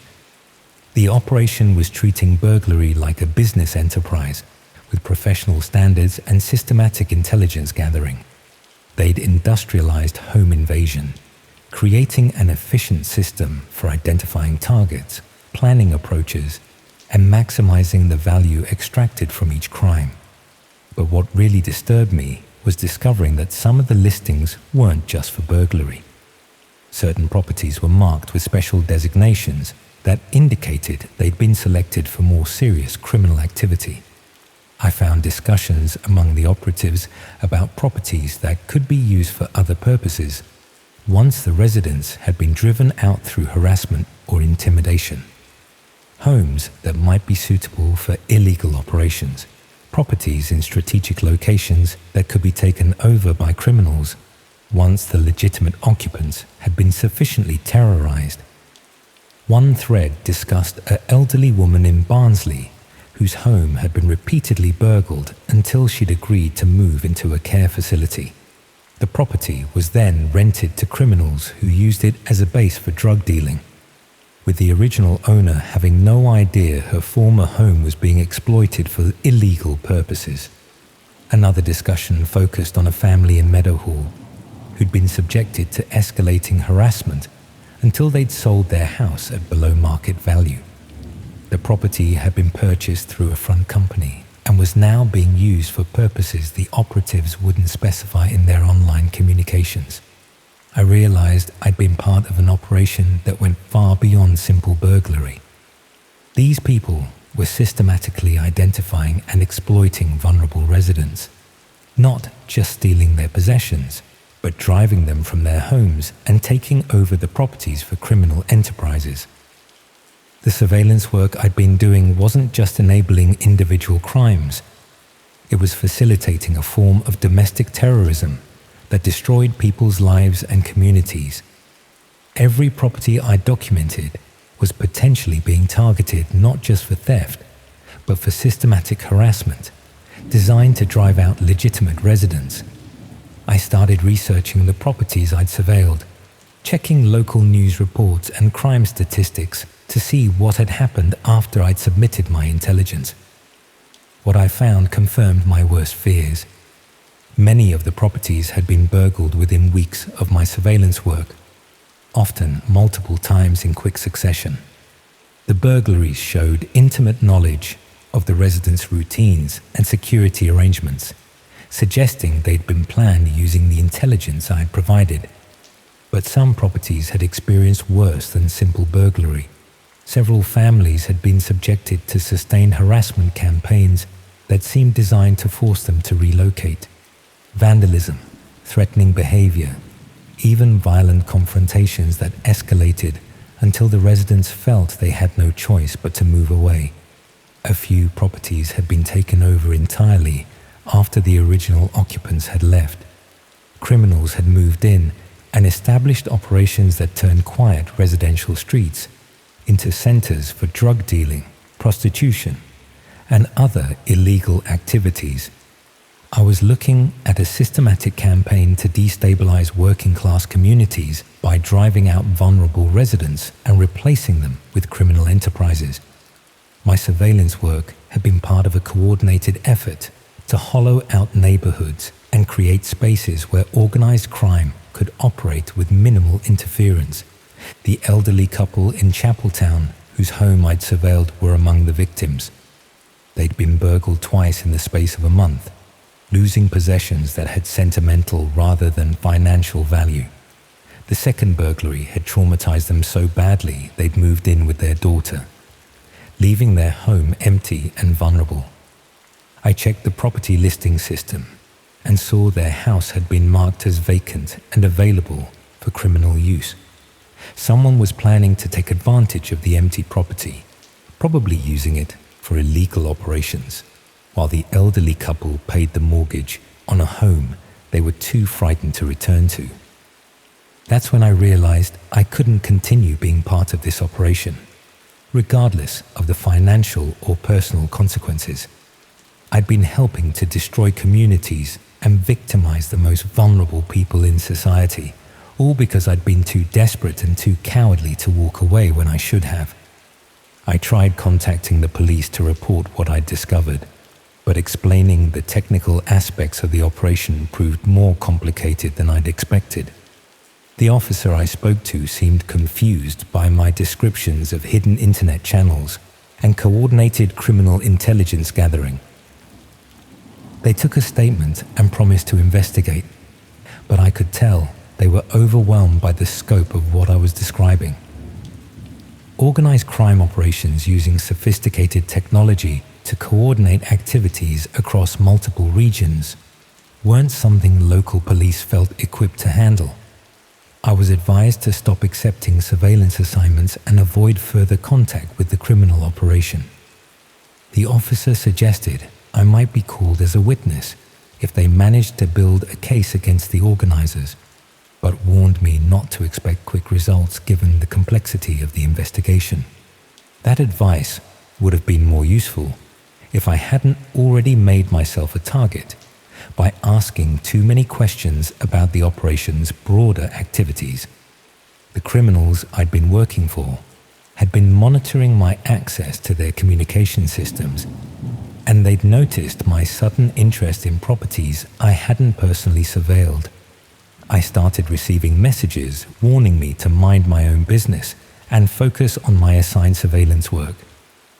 The tone was polite but firm, making it clear that curiosity about the operation's wider activities wasn't appreciated. When I ignored these warnings and continued investigating what happened to the properties I documented, the messages became more explicit. I was told that people who caused problems for the operation had a tendency to experience problems of their own, and it would be unfortunate if I found myself in a similar situation. That's when I noticed I was being watched. Cars following me when I drove to surveillance assignments, people photographing me from across the street, even evidence that someone had been through my flat while I was out working. I found my own details posted on the same hidden communication system I'd been using to access the property listings. My home address, my daily routine, even a floor plan of my flat that someone had obviously sketched after gaining access while I was away. The message was clear. I was now a target myself, subject to the same surveillance and intelligence gathering I'd been conducting against others. They were demonstrating that they could reach me anywhere, that they knew intimate details about my life, and that I was just as vulnerable as the elderly couples and single parents I'd been helping them victimize. The surveillance escalated quickly after that. My flat was broken into while I was at the supermarket, though nothing was stolen. Someone wanted me to know they could access my home whenever they chose, that my locks and security measures meant nothing against people who had professional expertise in circumventing such protections. I started finding evidence of their intrusions everywhere. Personal belongings moved slightly out of position, computer files accessed and deleted, even photographs of me sleeping that had been left on my bedside table as a threat. The psychological impact was worse than any physical harm. I couldn't sleep knowing that strangers were entering my home while I was unconscious and vulnerable. I couldn't relax knowing that I was being watched and documented with the same systematic precision I'd applied to surveillance of others. I reported the break-ins to the police, but without evidence of theft or damage, they treated it as low-priority harassment rather than serious criminal activity. They suggested I improve my home security, apparently unaware that I was being targeted by professionals who could circumvent any reasonable security measures. That's when I realized I needed to leave Sheffield entirely. The surveillance operation knew where I lived, where I worked, even where I shopped and socialized. I couldn't escape their attention while remaining in a city where they had extensive resources and intelligence gathering capabilities. I packed essential belongings and drove to Glasgow to stay with my sister, leaving behind most of my possessions and my entire life in Sheffield. I told my sister I needed a change of scene after losing my job, not wanting to burden her with the truth about what I'd been involved with. But even here in Glasgow, several hundred miles from Sheffield, I don't feel entirely safe. The surveillance operation extends across the country, with operatives in every major city conducting reconnaissance work for criminals who treat home invasion as a professional enterprise. I keep checking the hidden communication system I still have access to, monitoring whether my details have been flagged for targeting by operatives in Scotland. So far, I haven't found any specific threats, but I know that could change at any moment. The worst part is knowing that the operation continues without me. Other desperate people are being recruited to conduct surveillance work, probably telling themselves the same lies I did about legitimate property assessment and overseas investors. The properties I documented are still being targeted for burglary and harassment. The elderly couples and vulnerable families I helped identify are still being victimized by criminals who use the intelligence I provided to plan their attacks. I keep thinking about that couple in Chapeltown who are too frightened to return to their own home after being burgled twice in a month. About the family in Meadowhall who sold their house at a loss because the harassment became unbearable. About all the other victims whose lives I helped destroy because I was too desperate for money to ask the obvious questions about what I was really doing. The surveillance operation has probably moved on to recruiting new operatives by now, finding other unemployed property professionals who are desperate enough to accept generous payment for documenting homes without asking why anyone would pay such rates for simple photography work. And somewhere in South Yorkshire, criminals are probably using the intelligence I gathered to plan their next burglary or harassment campaign. Breaking into homes where elderly residents live alone, targeting families with young children, driving vulnerable people from their properties so the homes can be exploited for illegal purposes. I suppose I'm telling you this because I need someone to understand how these operations recruit ordinary people, how they exploit financial desperation to make us complicit in serious crimes, and how they're systematically destroying communities across the country. If you're ever approached with offers that seem too generous for simple work, if someone wants to pay you to photograph properties or gather information about residents, please walk away immediately.